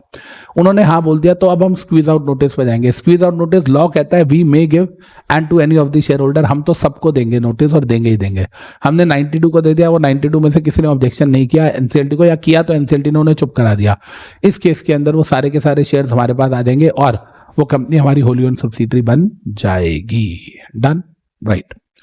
अब देखिए इधर क्या कह रहा है, इधर कहता है अब क्या होगा, कहता है अब finally they are bound to sell shares, क्योंकि 1 महीना निकल गया। तो कहता है अब acquirer company and target company, इन दोनों के बीच में क्या होगा। एक्वायरर कंपनी टारगेट कंपनी को एक नोटिस देगी सीए 14 में। एक्वायरर कंपनी टारगेट अब डन हो गया कि उनके शेयर हमारे पास आ रहे हैं, तो अब वो जो 92 शेयर होल्डर्स हैं, एक्वायरर कंपनी उन 92 के साथ डील नहीं करेगी, उनके शेयर तो मान लिया आ गए हैं। अब डील किसके साथ करेगी, टारगेट कंपनी के साथ। उन 92 शेयर होल्डर्स के जो 7,000 शेयर्स हैं उसका पैसा टारगेट कंपनी को दे देगी। उनको जो नोटिस दिया था सीए 14 में वो भी टारगेट कंपनी को दे देगी, एंड साथ में ट्रांसफर डीड बनाएगी। ट्रांसफर डीड में क्या होगा, एक आएगा सेलर, एक आएगा बायर। ट्रांसफर डीड में एक सेलर एक बायर। सेलर कौन है, सेलर कौन है, शेयर्स कौन बेच रहा है। अब शेयर्स तो बेच रहे हैं टारगेट कंपनी के शेयर होल्डर्स, तो उनके बिहाफ पे कौन आएगा, टारगेट कंपनी। तो सेलर की तरफ से कौन आएगा, रिप्रेजेंटेटिव ऑफ टारगेट कंपनी। और बायर की तरफ से, एक्वायरर की तरफ से कौन आएगा, बायर की तरफ से रिप्रेजेंटेटिव ऑफ एक्वायरर कंपनी। यानी कि जैसे फिजिकल शेयर्स की ट्रस्ट डीड बनती है, आपने कभी सुना होगा, आपने कभी सुना होगा कि भाई सेलर जो होता है शेयर्स का, वो बायर को शेयर सर्टिफिकेट देता है, साथ में ट्रांसफर डीड देता है। सुना कभी आपने, जो सेलर होता है वो बायर को शेयर सर्टिफिकेट देता है, साथ में ट्रांसफर डीड देता है। राइट बेटा, वो शेयर सर्टिफिकेट देता है, साथ में ट्रांसफर डीड देता है।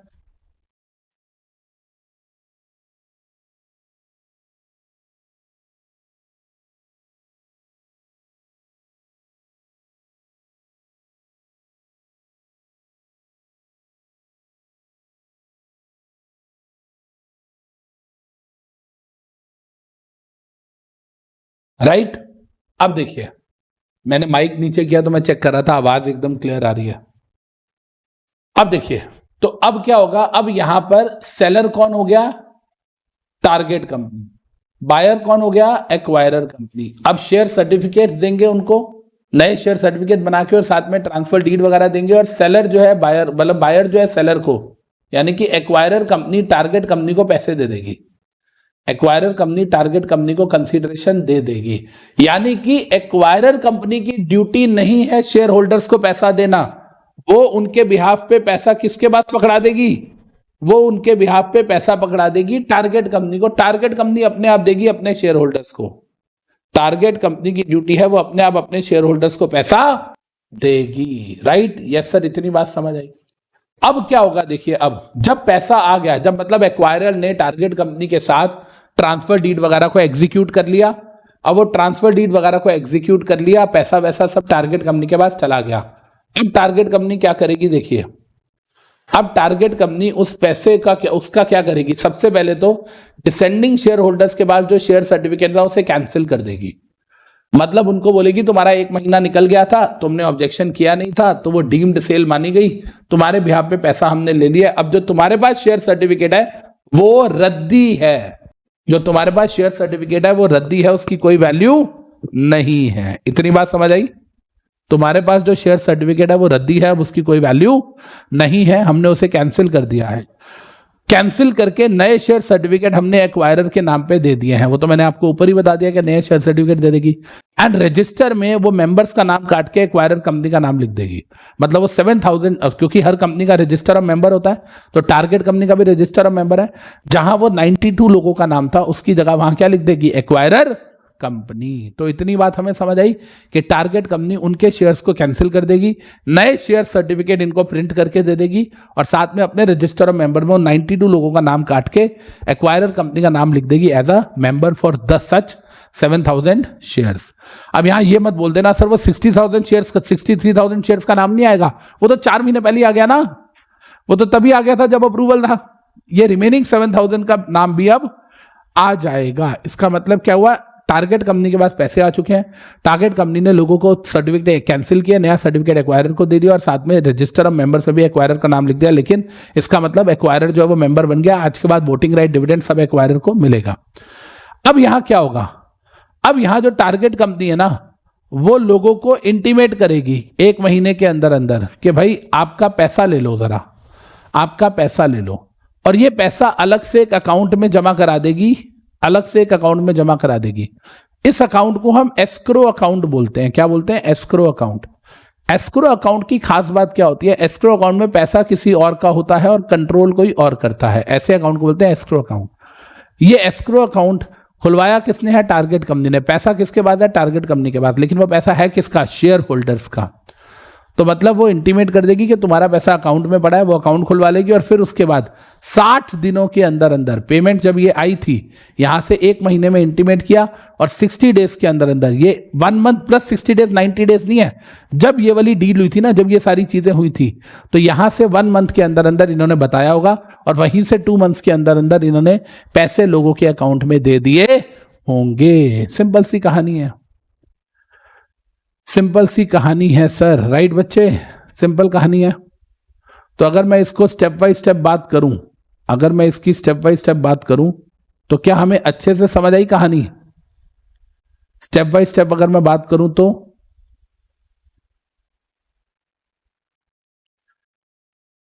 तो सर पहली कहानी क्या थी, पहला स्टेप क्या था, पहला स्टेप क्या था, पहला स्टेप था कि हमारे पास उसके 30,000 शेयर्स हैं। दूसरा स्टेप क्या था सर, दूसरा स्टेप था आरओसी को नोटिस दिया। तीसरा स्टेप क्या था, लोगों को नोटिस दिया। चौथा स्टेप क्या था, 90% ऑफ दी रिमेनिंग शेयर्स जो थे 70,000 उसका 90% ने हाँ बोला। पांचवा क्या था, हमने स्क्वीज आउट नोटिस दिया। छठा क्या था, वो लोग एनसीएलटी के पास जा सकते थे। सातवां क्या हुआ, नहीं गए या एनसीएलटी ने उनके फेवर में ऑर्डर नहीं दिया, सारे शेयर्स डीम मान लिया कि हमारे पास आ गए।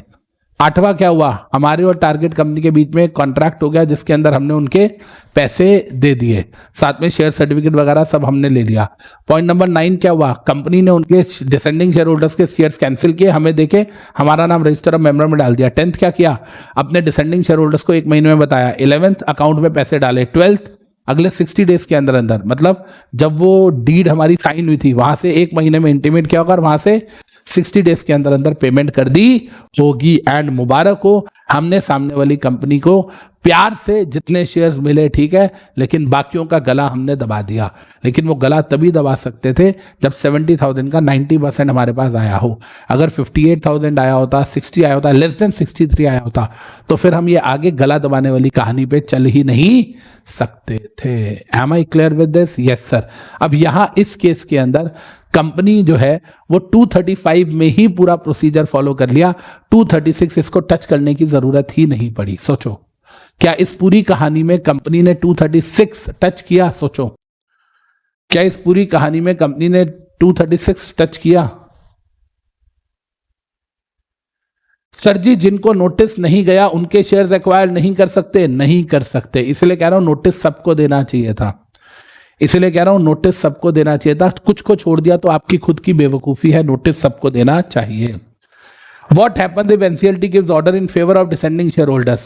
वेद व्यास अगर मान लो फॉर एग्जांपल 92 शेयर होल्डर्स थे, सुन लो, मान लो 92 शेयर होल्डर्स थे, 92 में से 2 ने अपील करी मान लो, और 90 ने अपील नहीं करी। वो 90 के शेयर्स तो चले गए, 2 ने अपील करी, दोनों के फेवर में एनसीएलटी ने जजमेंट दे दी, तो वो 2 नहीं बेचेंगे। इसका मतलब वो 2 कंपनी के माइनॉरिटी शेयर होल्डर्स रहेंगे। अब कंपनी के अगर 1 लाख शेयर है, उन दोनों के पास मिला के मान लो 80 शेयर्स हैं, तो इसका मतलब 9920 मतलब 99,920 शेयर्स के मालिक कौन हो गया एक्वायरर कंपनी, और 80 शेयर के मालिक कौन हो गए ये दोनों। इसका मतलब ये कंपनी के माइनॉरिटी शेयर होल्डर्स बन के कंटिन्यू करेंगे। लेकिन इसमें फिर होगा क्या, फिर यहां से ना नया चैप्टर स्टार्ट हो जाता है कंपनी लॉ का। यहाँ 240 पे खत्म होगा, 241 से आ जाता है ऑपरेशन एंड मिसमैनेजमेंट। फिर माइनॉरिटी शेयर होल्डर्स जो है वो बार बार रोते हैं कि मेजॉरिटी ने ऐसा कर दिया, हमसे पूछा नहीं, ऐसा कर दिया पूछा नहीं।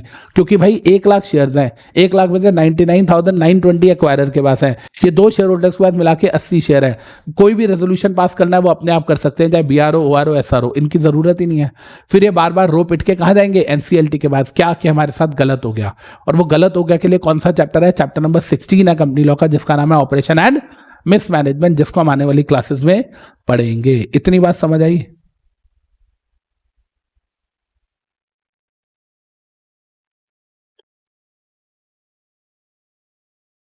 भाई माइनॉरिटी शेयर होल्डर्स तो कंटिन्यू करेंगे ना।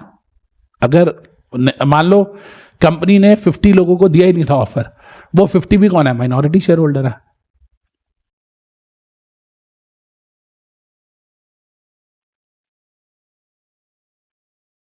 डन।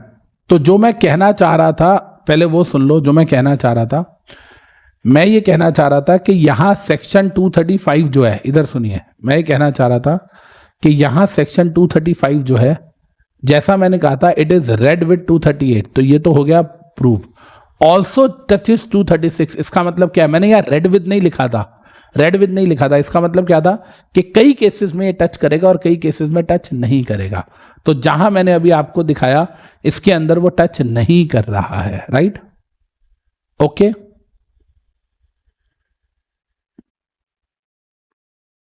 चलें आगे।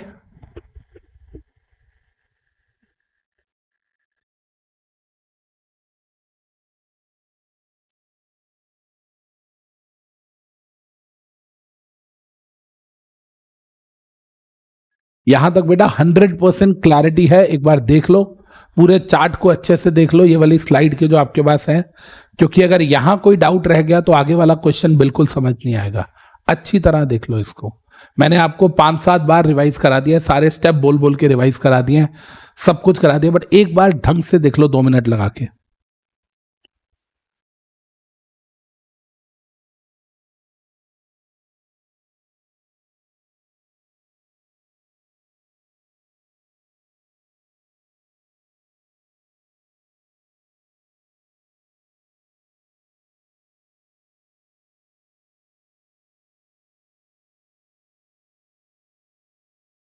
आदित्य सक्सेना जी हैं, ये अलग ही लेवल पे हैं। कह रहे हैं सर एक्वायरर कंपनी कितने शेयर्स का पैसा देगी, आप पहले बताओ। 70,000 में से जो 63,000 शेयर्स हाँ बोल चुके हैं उनका तो देगी देगी, और जो रिमेनिंग डिसेंडिंग शेयर होल्डर्स हैं जिन्होंने बाद में हमने जिनको फोर्सफुली लिया उनको भी देना पड़ेगा। आपको ऐसा क्यों लग रहा है खाली अग्रीड वालों को देगी, बाकियों के शेयर फ्री में हड़प लोगे क्या? कमाल आदमी हो यार। आदित्य जी कैसा सा क्वेश्चन पूछ रहे हो?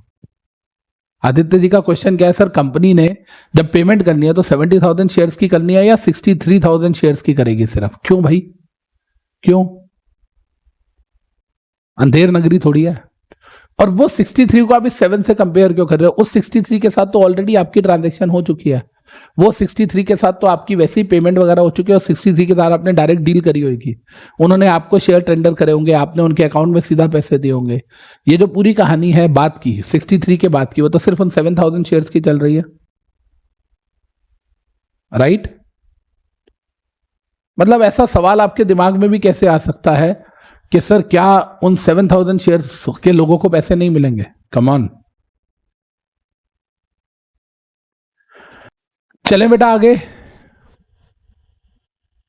अभी भी किसी को कोई जेन्युइन क्वेश्चन पूछना है पूछ सकता है यार, अच्छा होगा तो मैं तारीफ करके जवाब दूंगा, नहीं होगा तो ऐसे जवाब दूंगा, लेकिन जवाब जरूर दूंगा।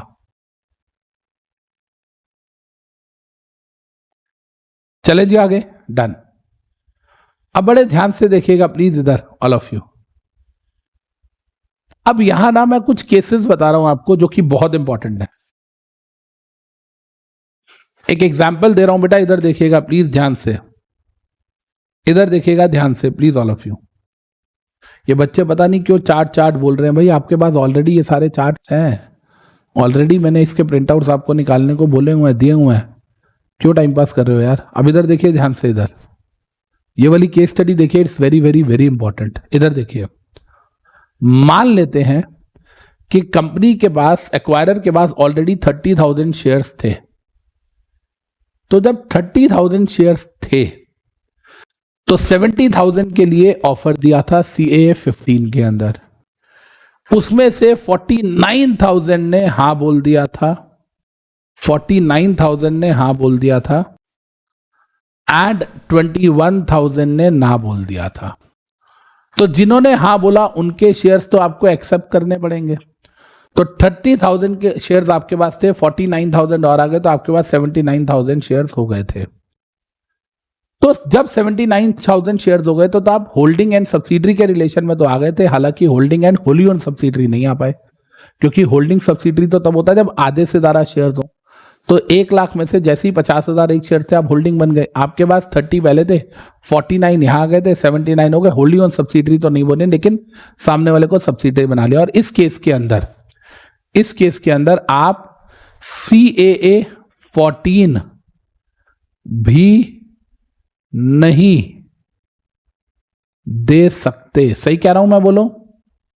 इस केस में आप CAA 14 यानी कि स्क्वीज आउट नोटिस भी नहीं दे सकते। कितने लोगों को यह बात क्लियर है बेटा कि इस केस में आप स्क्वीज आउट नोटिस भी नहीं दे सकते? बोलो हां या ना।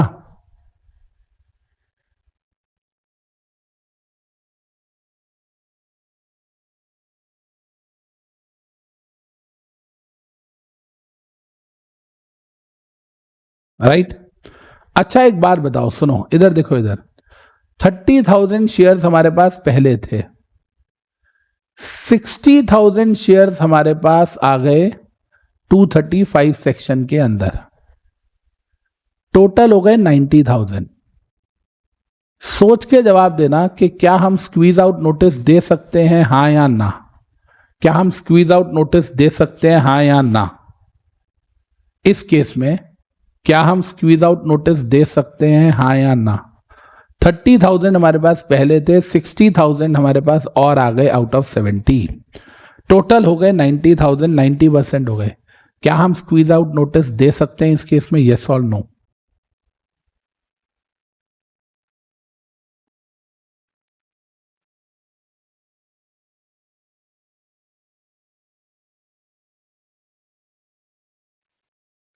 इस केस में भी हम स्क्वीज आउट नोटिस नहीं दे सकते। क्यों नहीं दे सकते?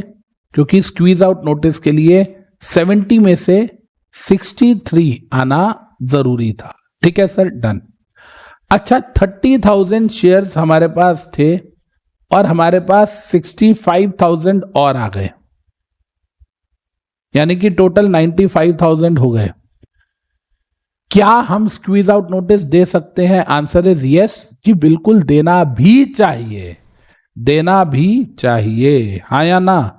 दे सकते क्या है? लॉ में लिखा है you shall, company shall give it, right?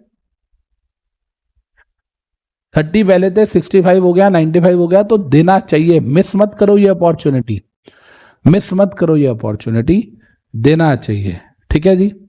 Miss क्यों कर रहे हो? पूरी कंपनी को एक्वायर करके खत्म करो यार, तो मिस करने का तो सवाल ही नहीं उठता कुछ, राइट? यस सर, इतनी बात हमको समझ गई। ठीक है जी, डन। अब मैं कुछ आगे चल रहा हूं, देखिएगा इधर ध्यान से। ठीक है, अब मैं कुछ आगे चल रहा हूं, देखिए। अब हम यहां आ रहे हैं सेक्शन 236 पे। सेक्शन 236 कैसे टच होता है, क्या बोलता है, सुनिएगा इधर। Now it's very very very important, it's very very very important. देखिए इधर, देखिए इधर। मान लेते हैं, let us take an example. मान लेते हैं कि कंपनी के पास एग्जिस्टिंग शेयर्स थे 30,000 या 40,000, मैंने यहां एग्जांपल चेंज कर दिया, 40,000 शेयर्स थे। ठीक है, और 235 में पहले 40,000 थे, फिर 235 में और 60,000 लेने थे, उसके लिए नोटिस वगैरह दिया। तो 60,000 का 90% यानी कि 54,000 की हाँ नीचे थे, 58 की हाँ आ गई, तो 40 प्लस 58 98% हो गए।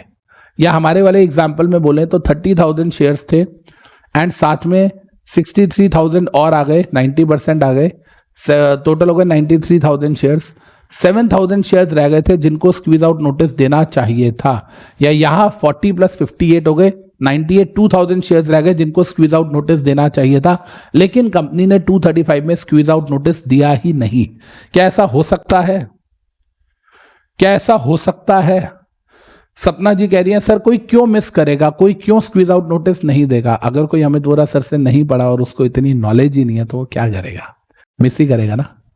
अगर कंपनी को तुमने सलाह नहीं दी, तुमको क्या लग रहा है जिस लेवल पे मैं तुमको ये चैप्टर पढ़ा रहा हूं दुनिया में कितने लोग पढ़ाते हैं? तो अगर आपने स्क्वीज आउट नोटिस नहीं दिया तो क्या होगा? कहता है सर वैसे तो आपको दे देना चाहिए था वहां पर नोटिस। कहता है लेकिन अगर आपने नहीं दिया तो कहता है अगर आपने 235 में नोटिस नहीं दिया, आपके हाथ से वो मौका स्किप हो गया, कोई दिक्कत नहीं है, 236 में भी नोटिस दे सकते हो।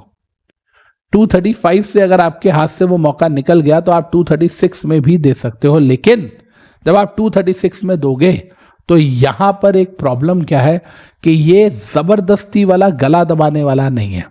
यहां अगर उसने मना कर दिया आप कुछ नहीं कर सकते। वहां तो था ना कि भाई अगर 1 महीने में जवाब नहीं दिया, नहीं गए एनसीएलटी के बाद हम तो मान लेंगे बिक गया, वो वाली चीज हम यहां नहीं मान सकते। तो इसका मतलब क्या है कि नोटिस तो यहां भी दे सकते हो, लेकिन ये नोटिस स्क्वीज आउट वाला नहीं है, ये नोटिस उतना पावरफुल नहीं है। देखो क्या कह रहा है, इधर देखो, where total equity shareholding existing plus new of acquirer company becomes 90% or more in the target company। अगर आपके पास 90% आ जाते हैं टोटल, जैसे अभी हम वो वाली बात कर रहे थे 30,000, मान लो 30,000 शेयर्स थे हमारे पास ओरिजिनली एंड 60,000 हमारे पास और आ गए थे, 63 आने चाहिए थे, 60 और आ गए थे, टोटल 90,000 हो गए थे। इस केस में हम CAA 14 के लिए एलिजिबल नहीं थे तो वहां तो नहीं दे सकते थे, लेकिन क्या टोटल मिला के 90% शेयर्स है? हाँ, तो 236 में अभी भी आपके पास नोटिस का ऑप्शन है। यह बात समझ आ रहा है मैं क्या बोल रहा हूं? बोलो, ये बात सबको समझ आ रही है? तपस्या जी 235 में नोटिस के पीरियड पे ही घूम रही है अभी। क्या मैं नोटिस का पीरियड सबको बता चुका हूं? पहला नोटिस 4 महीने के लिए वैलिड है और दूसरा नोटिस उसके 4 महीने खत्म होने के बाद अगले 2 महीने में देना है। सबको बता चुका हूं।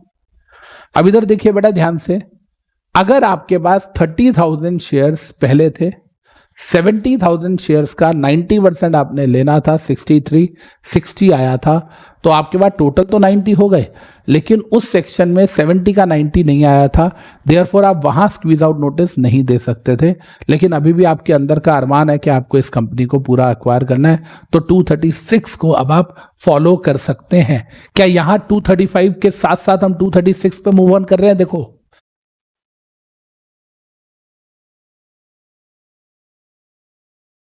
समझिए बेटा मैं क्या बोलने की कोशिश कर रहा हूं। इधर देखिए, इधर मैं थोड़ा सा केसेस बनाता हूं, इधर देखिए, इधर थोड़ा सा केसेस बनाता हूं, देखिए इधर देखिएगा। केस नंबर 1, 30,000 प्लस 63,000 प्लस 7,000 का स्क्वीज आउट नोटिस,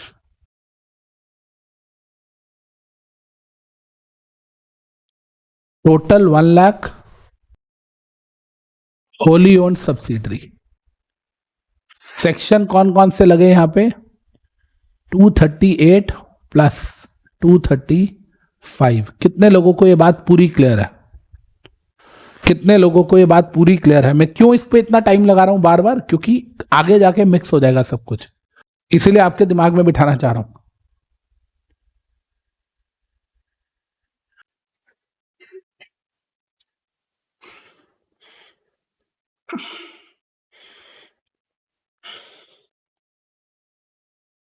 अब इधर देखो, इधर केस नंबर 2, केस नंबर 2,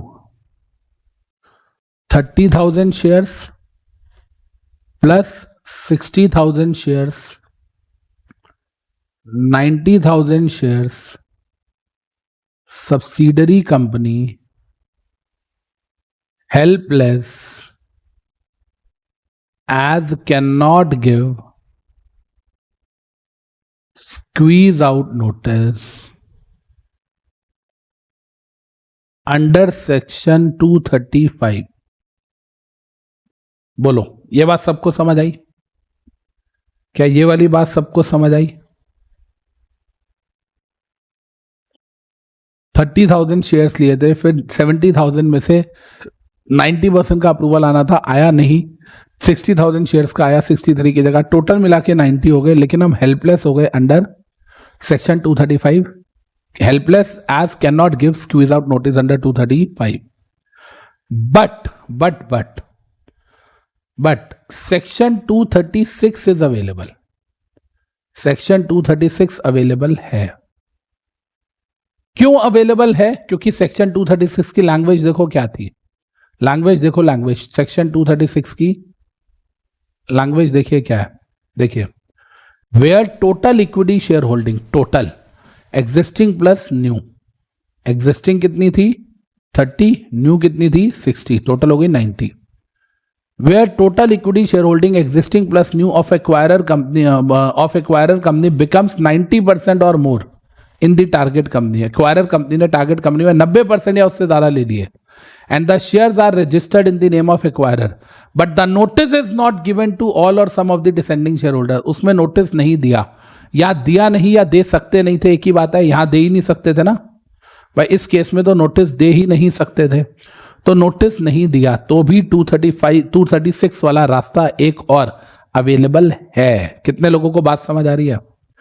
तो ऊपर वाले केस के अंदर अगर मैं बात करूं, ऊपर वाले केस में तो केस 1 में तो 238 रेड विद 235 है, नीचे वाले में बात करूं 238 235 हो गया। अब कंपनी 235 में हेल्पलेस थी, लेकिन 236 की तरफ मूव ऑन कर रही है। कितने लोगों को ये बात क्लियर है बेटा?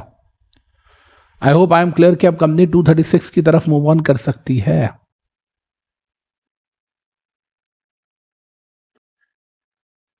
अब हम आते हैं एक तीसरे केस पे। बस ये तीसरा केस अगर तुमको समझ आ गया तो फिर बात क्लियर हो जाएगी। ये तीसरा केस अगर तुमने समझ लिया तो कहानी क्लियर हो जाएगी। क्या है तीसरा केस? सुन लो। 30,000 शेयर्स हमारे पास थे, हमने 70,000 के लिए ऑफर दी थी, वो ऑफर 58,000 ने हाँ करी। जो ऑफर दी थी हमने वो 58,000 ने हाँ करी थी। 70 में से 63 का चाहिए था, 58 ने। 88,000 शेयर्स हमारे पास हो गए थे। अब इस केस के अंदर ना तो हम वहां स्क्वीज आउट नोटिस देने लायक थे 235 में, ना 236 में लायक है। क्योंकि 235 में इसलिए नहीं थे क्योंकि 70,000 का 90% नहीं आया। 236 में इसलिए नहीं है, 236 में इसलिए नहीं है क्योंकि टोटल मिला के 90% शेयर हमारे पास नहीं है। इतनी बात समझ आ रही है? इतनी बात समझ आ रही है कि इसके अंदर हम हेल्पलेस हैं, इसके अंदर हम हेल्पलेस हैं, और हेल्पलेस दोनों तरफ से है। ना तो हम 235 के अंदर नोटिस दे पाए हैं और ना ही 236 के अंदर हम नोटिस दे पाएंगे। कितने लोगों को बात समझ आ रही है? बोलो जी। केस नंबर 1 पूरा 235 बिना 236 के, केस नंबर 2 235 एंड 236 दोनों, केस नंबर 3 जहां 235 में भी स्क्वीज आउट नोटिस नहीं दे पाए और 236 में तो वैसे ही नहीं आ पा रहे। क्यों? 235 में इसलिए नहीं दे पाए क्योंकि 70 का 90%, 63 ने हाँ नहीं बोला, और 236 में इसलिए नहीं दे पा रहे केस 3 में क्योंकि दोनों मिला के 90,000 नहीं हो रहे। तो यस सर, इतनी बात हम सब लोगों को बहुत अच्छे से समझ आ गई। ठीक है जी। अब देखिए क्या कह रहा है। अब यहां देखिए क्या कह रहा है।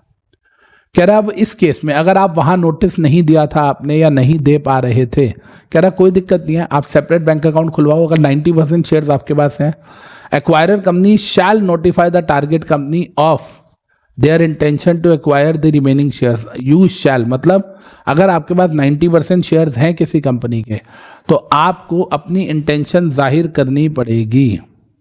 बच्चा कह रहा है sir it means sir in case 3 अब हम ओनली होल्डिंग एंड सब्सिडरी का रिलेशन क्रिएट कर सकते हैं। हाँ, लेकिन केस नंबर 3 में, इधर सुनो, इधर केस नंबर 3 में अब हमारे पास कितने शेयर्स हैं? 88,000 शेयर्स हैं। क्या हो गया? स्क्रीन कौन सी खुल गई है? बंद हो जा भाई। हाँ, केस नंबर 3 के अंदर हमारे पास 88,000 शेयर्स हैं। अब हम 230 में तब तक नहीं 236 में तब तक नहीं आ सकते जब तक 90 ना हो। तो क्या हम किसी से प्राइवेटली बात करके जिसके बाद 2,000 शेयर्स हो, क्या उसके साथ बातचीत कर सकते हैं प्राइवेटली? क्या किसी और से प्राइवेटली बातचीत करके प्यार मोहब्बत से थोड़े ज्यादा पैसे देके क्या उससे 2000 शेयर लेके 90 पे आ सकते हैं? यस। फिर जब 90 पे आएंगे तो 236 में फॉल कर जाएंगे। यस। ये बात सबको समझ आ रही है कि यहाँ 88,000 है, लेकिन आप किसी से 2000 शेयर प्यार मोहब्बत से लो और वो लेके 90% पे आओ, फिर दोबारा 236 पे आ जाना। राइट? क्लियर है जी? Yes sir. अब कह रहा है अगर आपके पास किसी कंपनी के 90% शेयर्स हैं तो आपको अपनी इंटेंशन बतानी पड़ेगी। Then the acquirer shall maintain separate bank account for at least 1 year. वो क्या करेगा, ध्यान से समझिए।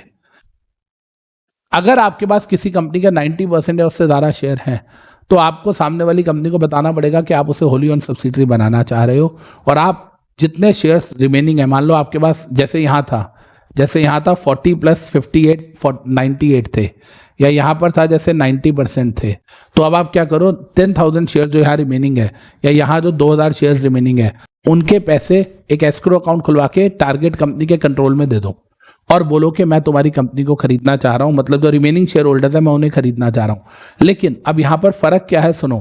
Acquirer is not legally entitled and bound and deciding share holders may give their shares during 1 year. देख रहे हो, अब यहां मे हो गया और यहां 1 साल का टाइम हो गया। तो 235 में क्या था, उनके पास 1 महीने का टाइम था और उसमें भी शेल था। अगर ऑब्जेक्शन नहीं किया तो मान लेंगे बिक जाएंगे। यहां पर भी आप दे सकते हो नोटिस, लेकिन ये कंपलसरी स्क्वीज आउट नहीं है ना, क्योंकि टाइम पीरियड सोचो, वहां 1 महीने का था शेयर होल्डर्स के पास, यहां 1 साल का है, और वहां पर तो 1 महीने में ऑब्जेक्शन, अगर 1 महीने के अंदर अंदर ऑब्जेक्शन नहीं किया एनसीएलटी को तो हम मान लेंगे हमने खरीद लिए, it will be deemed as sold. यहां हम ऑटोमेटिकली नहीं मान सकते। तो कितने लोगों को यह समझ आ रही है कि सेक्शन 236 में जो स्क्वीज आउट नोटिस है वो सेक्शन 235 से बहुत ज्यादा वीकर नोटिस है। इसलिए मैंने कहा था 235 में अगर आपको चांस मिल जाए तो आप उस चांस को छोड़ना मत। समझ आ रही है बेटा बात? राइट बच्चे? अगर 235 में चांस मिल जाए तो उस चांस को छोड़िएगा मत। राइट?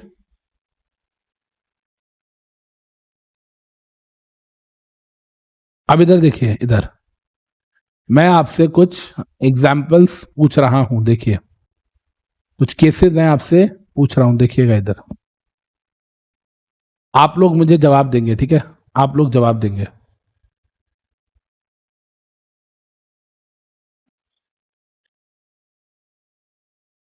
यहां एक बच्चा कह रहा है सर प्लीज आप टैक्स की लेक्चर सीरीज दो। मैं सोच रहा हूं मैं संस्कृत पढ़ाना भी शुरू कर दूं। बड़ा मिस करता हूं कभी कभी ना वो 6, 7, 8, 9 क्लास को। पढ़ती पढ़ता है पठंती, है ना, एम गच्छामी।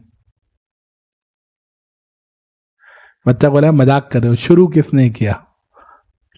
कहां से मैं टैक्स का टीचर लगता हूं? ना तो मैंने पगड़ी पहनी हुई है ना।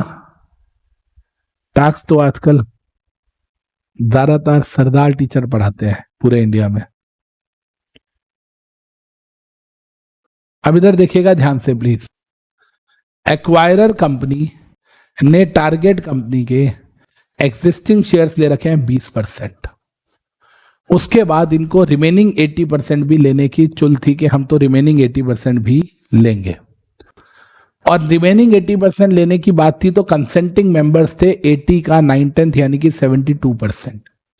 20 पहले थे, रिमेनिंग 80 में से 72 ने हाँ बोल दिया, टोटल हो गया 92%। एडवाइस करो एक्वायरर कंपनी को क्या करे। ये क्वेश्चन आया हुआ है तुम्हारे पेपर में, बोलो।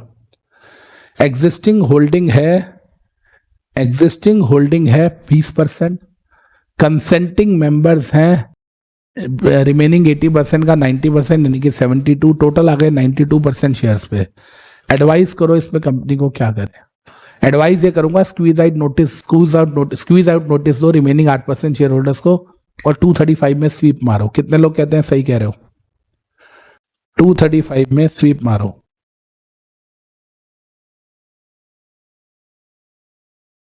बोलो जी, ये बात समझ आई?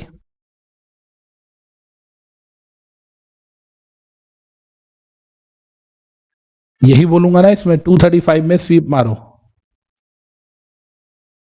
राइट? इसका मतलब क्या हुआ, मैं क्या कंपनी को एडवाइस करूंगा, acquirer company may give notice under CA 14 to any of the share holders है। आप मे का शेल मानो, एनी का ऑल मानो और सबको नोटिस दो ताकि आप एंटाइटल्ड हो जाओ। और अगर आपने 235 में नोटिस नहीं दिया तो फिर आपको 236 में नोटिस देना पड़ेगा, देना तो पड़ेगा ही।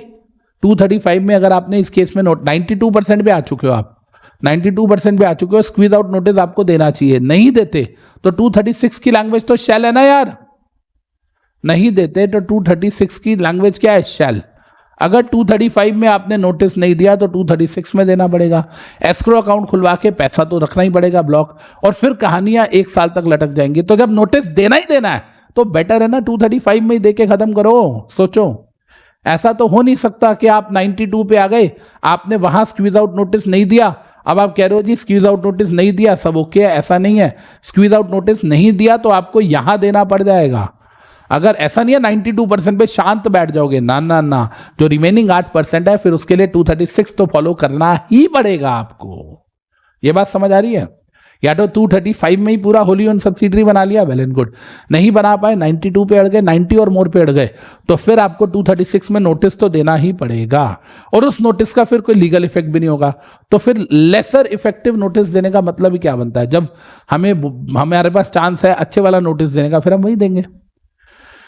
सेकेंड केस स्टडी देखो, सेकेंड केस स्टडी, एक्वायरर के पास ऑलरेडी टारगेट के 60% शेयर्स है और रिमेनिंग 40 बचे, उसके लिए नोटिस दिया, 40 का 8/10 यानी कि 32% ने हाँ बोला, अब 92% है यहां भी। अब यहां इसको एडवाइस दो, यहां एडवाइस दो, क्या ये 235 में नोटिस दे दे? पहले 60 थे, फिर 40 का 80% आए, 32%, टोटल मिला के 92% हो गए। क्या ये 235 में नोटिस दे? क्या ये 235 में नोटिस दे?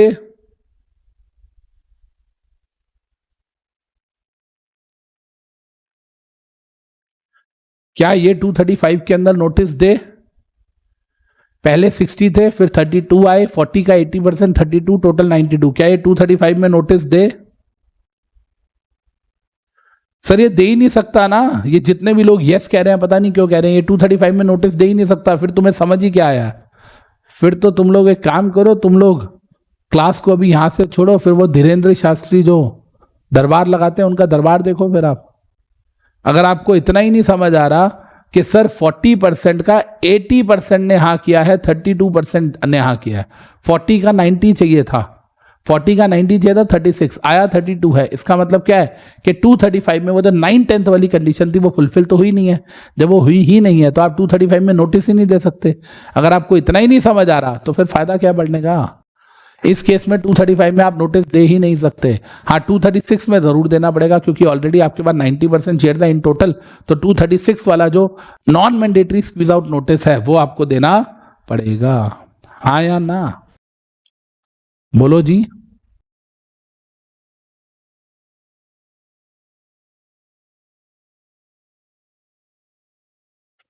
जिसको भी दिक्कत हो ना कुछ समझने में, एक बार रिवाइंड करके दोबारा देख लेना लेक्चर को।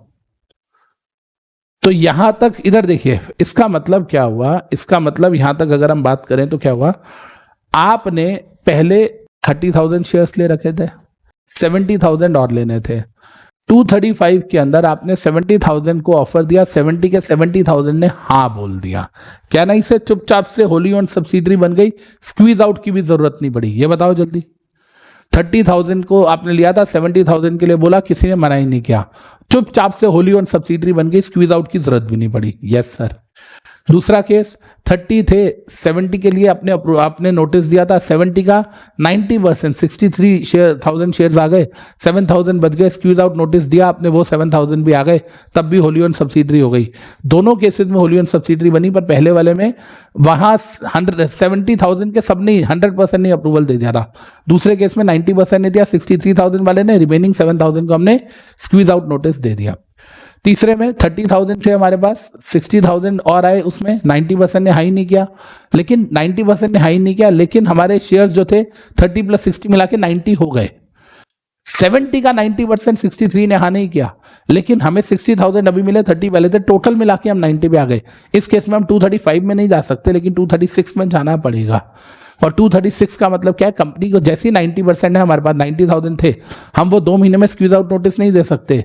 स्क्वीज आउट नोटिस नहीं दे सकते, लेकिन हमें कंपनी को अपनी इंटेंशन बतानी पड़ेगी 2 महीने के बाद कि ऐसे ऐसे हमारे पास ये वाले शेयर्स है, 90% है, और हम 1 साल के लिए 10% पैसा तुम्हारे पास रख रहे हैं, एस्क्रो अकाउंट में पैसा रख रहे हैं, 10% शेयर्स तुम्हें दे रहे हैं, तुम्हारे जो जो शेयर होल्डर्स बीच बीच में देते रहेंगे शेयर्स, तो तुम उन्हें पैसा देते रहना और उनके शेयर्स हमारे नाम पे ट्रांसफर करते रहिएगा। इतनी बात समझ आई है?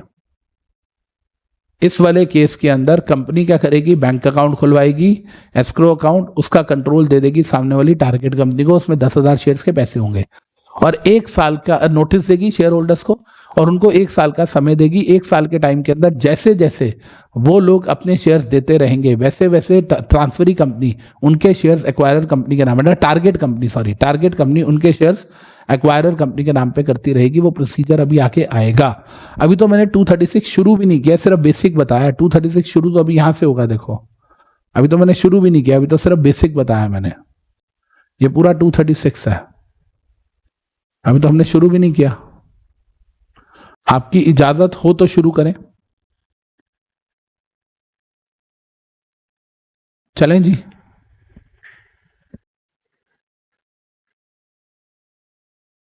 चलें।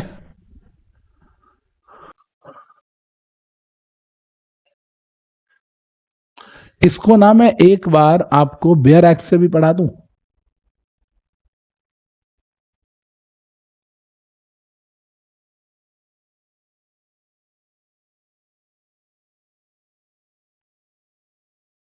इसको एक बार बेयर एक्ट में से भी पढ़ा देता हूं,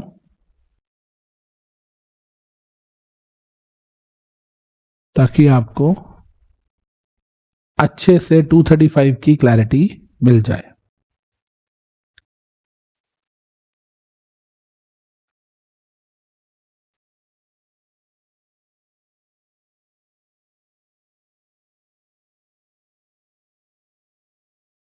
ये रहा पूरा 235, ये देखिए।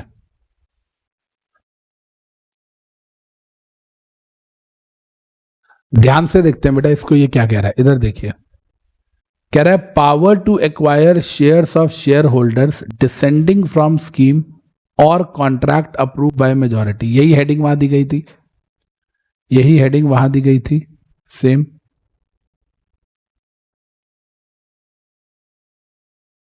देखो जी, ध्यान से देखिएगा बेटा इसको मैं क्या कह रहा हूं। वेयर अ स्कीम, पहले हेडिंग देखो, notice by transferee company to dissenting share holders for acquisition of shares. ये हेडिंग जो मैंने दी है, नोटिस बाय ट्रांसफरी कंपनी, यहां ट्रांसफरी मतलब एक्वायरर कंपनी है ना, यहां ट्रांसफरी मतलब एक्वायरर कंपनी है। सबको क्लियर है ये? यहां ट्रांसफरी मतलब एक्वायरर कंपनी है। Yes sir.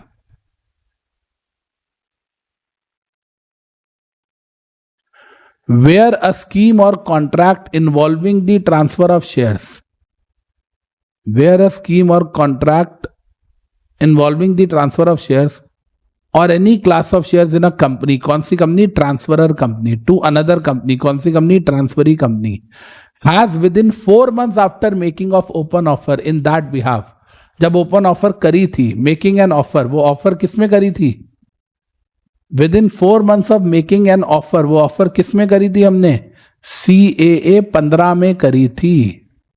तो CAA 15 में जो हमने ऑफर करी थी, उस ऑफर के 4 महीने के अंदर अंदर it has been approved by the holders of not less than 9/10 in value of shares whose transfer is involved. तो ये टोटल का 90 नहीं है, 1 लाख का 90 नहीं है, 70,000 का 90 है। क्या 70,000 का 90 है? कैसे पता चल रहा है, कैसे पता चल रहा है 70,000 का 90 है? क्योंकि 9/10 in value of shares whose transfer is involve. किसका ट्रांसफर इन्वॉल्व था? 70,000 शेयर्स का ना। तो उन 70,000 शेयर्स जिनका ट्रांसफर इन्वॉल्व था, उसका 9/10 other than shares already held at the date of offer. मतलब ये 90% उन 30,000 का, मतलब वो 90% जब हम लेंगे तो वो वाले 30,000 ऐड नहीं करेंगे जो ऑलरेडी हेल्ड कर रहा है। वो जो 70,000 है जो और एक्वायर करना है, उसका 90% लेंगे, जो कि किसने हेल्ड करे हैं, by a nominee of the transferee company. ठीक है, वो जो सामने वाली कंपनी ने ले रखे हैं उसे काउंट नहीं करेंगे, मतलब एक्वायरर कंपनी है उसके ग्रुप ने जो ले रखे हैं उसे काउंट नहीं करेंगे। द ट्रांसफरी कंपनी यानी कि acquirer company may at any time with in 2 months after the expiry of the said 4 months, 4 महीने के एक्सपायरी के अगले 2 महीने में इट मे गिव नोटिस, देख रहे हो, may give notice in the prescribed manner. वो मैनर क्या है, CA 14 to any dissenting share holder. ये मे को शेल और एनी को ऑल मैं कब से बोल रहा हूं आपको। यस सर, इतनी बात समझ आ गई।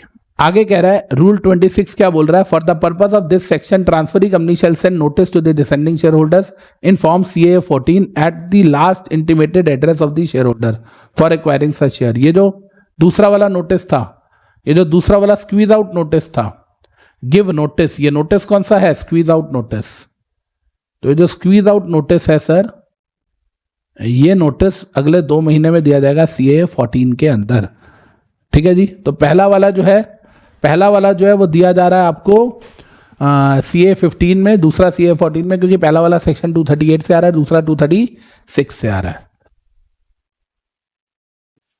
हाँ सर, इतनी बात समझ आ गई। अब देखिए क्या कह रहा है, acquisition of shares where a notice in form CA 14 is given the transferee company यानी कि acquirer company shall unless on application made by dissenting share holder within 1 month from the date. अगर NCLT को application दिया तो अलग बात है, otherwise be entitled and bound to acquire दो shares.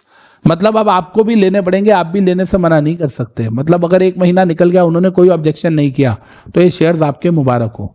And the shares of the approving share holders are to be transfer to the, कहता है जिन्होंने हाँ बोल दिया उनके तो ट्रांसफर होंगे ही होंगे, जिन्होंने हाँ बोल दिया उनके तो ट्रांसफर होंगे ही होंगे। क्योंकि आपने जब स्क्वीज आउट नोटिस दिया तो स्क्वीज आउट नोटिस 92 लोग थे, उनको दिया, मान लो 92 में से मान लो 40 ने कुछ नहीं बोला, 50 ने अपने आप ही हाँ कर दी, 50 ने हाँ कर दी, उनके भी हो गए।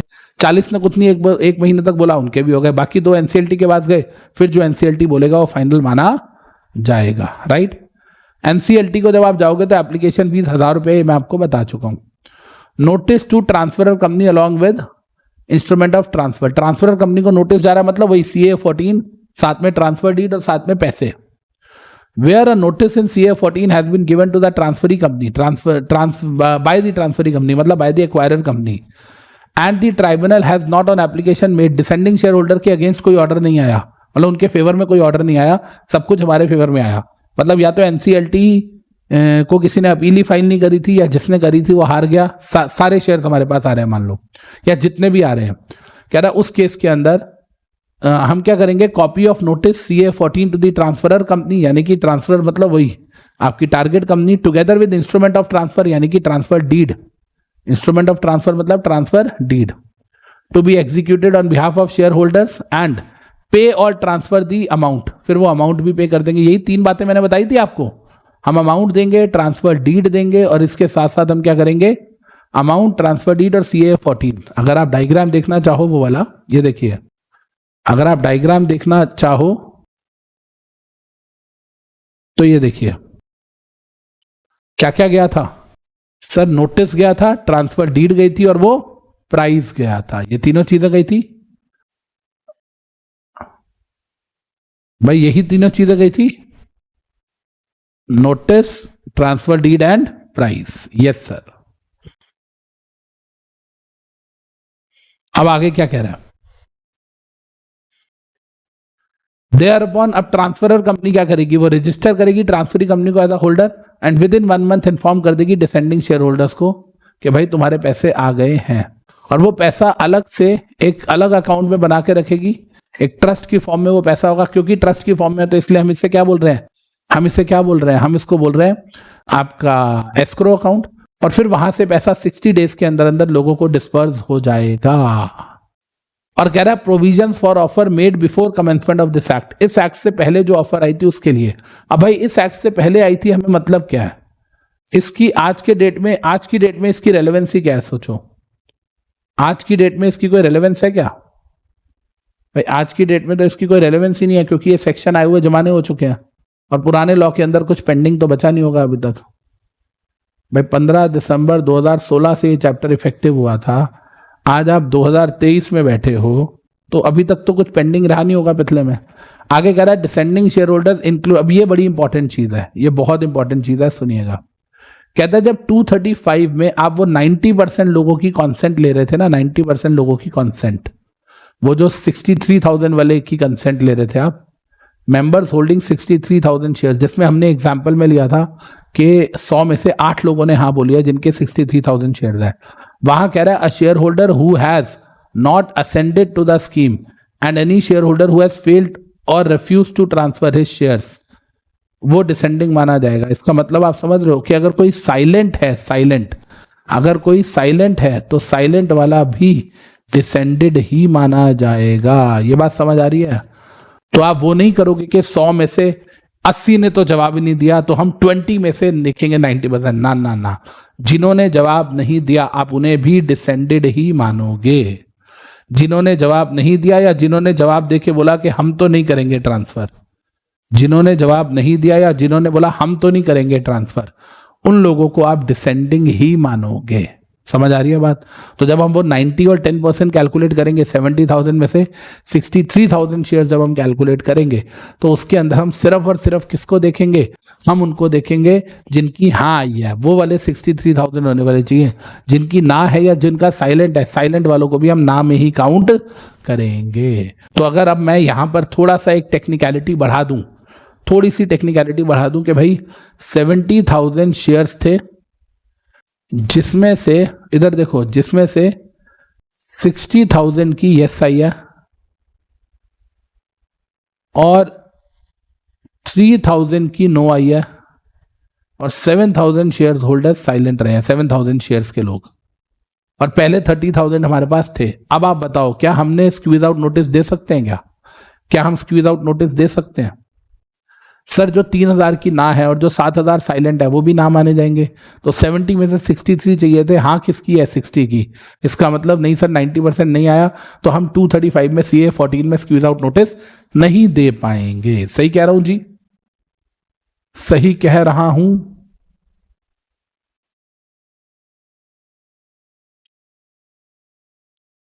इस केस में नो स्क्वीज आउट नोटिस।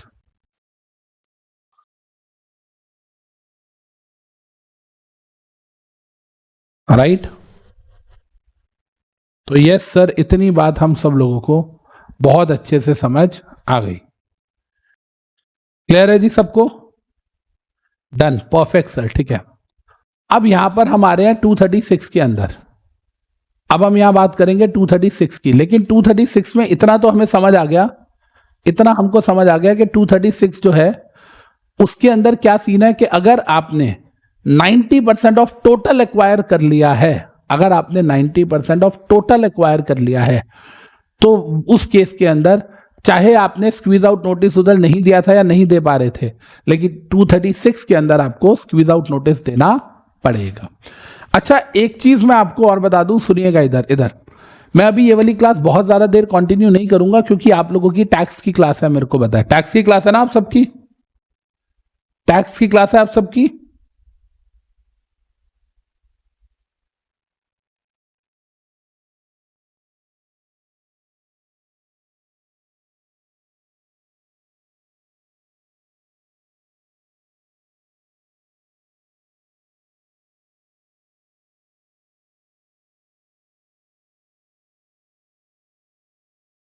तो मैं यहां पर फिर रुकूंगा ना, ताकि आप लोग टैक्स की क्लास ले सको। मैं यहां पर रुकूंगा अभी, लेकिन हाँ मैं एक चीज आपको जो बताना चाह रहा हूं सुन लो। जो मैं एक चीज आपको बताना चाह रहा हूं उसको ध्यान से सुन लो प्लीज इधर। बस वो बता के फिर मैं नेक्स्ट क्लास में 236 स्टार्ट करूंगा, उसके लिए भी अनाउंसमेंट कर दूंगा। पहले इधर सुन लो, बड़ी इंपॉर्टेंट बात बता रहा हूं आपको। आप मुझे एक चीज बताइए, क्या 235 के थ्रू ही 236 में आया जा सकता है या कोई और रीजन भी हो सकता है 236 में आने का? क्योंकि 236 बोल क्या रहा है? 236 बोल रहा है कि भाई आपके पास किसी कंपनी के 90% शेयर है और वो 90% किसी भी वजह से है। मैं एक छोटा सा एग्जांपल ले रहा हूं, सुनिएगा इधर, एक छोटा सा एग्जांपल, ताकि मैं आपको ये बता सकूं कि 236 कैसे इंडिपेंडेंटली भी काम करता है बिना 235 के। फिर हम नेक्स्ट क्लास में आगे चलेंगे। इधर देखिए, अमित वोरा के पास ए लिमिटेड के 70% शेयर्स है और बी लिमिटेड के 20% शेयर्स है। मिस्टर ए के पास बी लिमिटेड के 70% शेयर्स है, ए लिमिटेड के 20% शेयर्स है। मेरे पास एक कंपनी के ए लिमिटेड के 70 है, बी के 20 है, आपके पास बी के 70 है, ए के 20 है। कुदरती दोनों का प्राइस सेम चल रहा है, दोनों की वैल्यूएशन सेम है, दोनों का प्राइस सेम है। हमने कहा यार क्यों ना हम स्वैप कर लें, दोनों का प्राइस सेम है, तू मेरे से इसके 20 ले ले, उसके 20 दे रहे, तेरे पास भी उसके 90 हो जाएंगे, मेरे पास भी उसके 90 हो जाएंगे। ये बात समझ आई?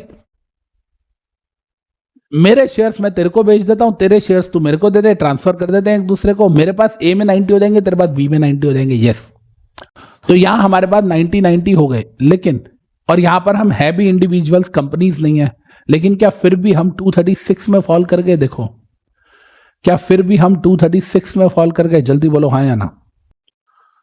क्या फिर भी हम 236 में फॉल कर गए? यस सर, बिल्कुल कर गए, कर गए। ये दूसरा एग्जाम्पल, मेरे पास कंपनी के 70% शेयर्स हैं और कुछ कन्वर्टिबल डिवेंचर्स हैं। जैसे ही वो कन्वर्ट हुए शेयर्स में तो मेरी शेयर होल्डिंग बढ़ के 90% और मोर हो गई। क्या ये भी एक रास्ता हो सकता है? क्या ये भी एक रास्ता हो सकता है? यस सर, बिल्कुल हो सकता है। और वो 235 वाला रास्ता तो है ही है। तो इसका मतलब क्या हुआ, मैं क्या बताना चाह रहा हूं आपको कि 236 235 से अलग भी ऑपरेट होता है और 235 के साथ भी ऑपरेट होता है, या 235 में ही पूरा हो गया एक्विजिशन 100%, 236 की जरूरत नहीं पड़ी, ऐसा भी होता है। और दूसरी बात, वहां एक्वायरर कंपनी थी, मैं बार बार कंपनी कंपनी कंपनी बोल रहा था, यहां देखो मैं क्या बोल रहा हूं, एक्वायरर कौन है? अमित वोरा। एक्वायरर कौन है? Mister A, Amit Vora. तो इसका मतलब क्या हुआ, 236 में लैंड करने का 235 एक जरिया है, पर उसके अलावा और भी रास्ते हो सकते हैं। कितने लोगों को यह बात क्लियर है बेटा? बोलिए। 236 पे लैंड करने का 235 एक जरिया है, पर इसके अलावा और भी रास्ते हो सकते हैं। सही कह रहा हूं?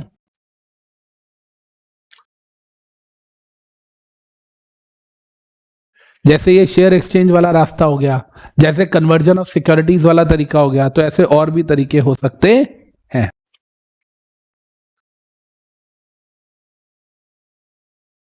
ठीक है जी, डन। तो आज के लिए इतना ही। 236 के लिए हमें एक क्लास और लगेगी, तकरीबन 2 घंटे की, और फिर हमारा ये टॉपिक कंप्लीट हो जाएगा। तो वो वाली क्लास मैं आपकी आज कल में, मतलब नेक्स्ट 2 डेज के अंदर अंदर लेके कंप्लीट कर लूंगा, और वो शायद लेट नाइट होगी थोड़ा सा, क्योंकि मुझे ये वाला टॉपिक कंप्लीट कराना है और मैं इसको नेक्स्ट वीक लिंगर ऑन नहीं कर सकता। 25 तारीख को बच्चों का रिजल्ट आने वाला है। वेद व्यास एकदम सही बोल रहे हैं, 235 is one of the routes to be forward to 236। बाकी 236 में और भी रूट्स आते हैं जिनको हम नेक्स्ट क्लास में डिटेल में डिस्कस करेंगे। पर याद रखिएगा, नेक्स्ट क्लास में आने से पहले 235 का चार्ट एंड थियरी दोनों चीजें आप दोबारा पढ़ के आएंगे। See you guys, take care, bye, thank you.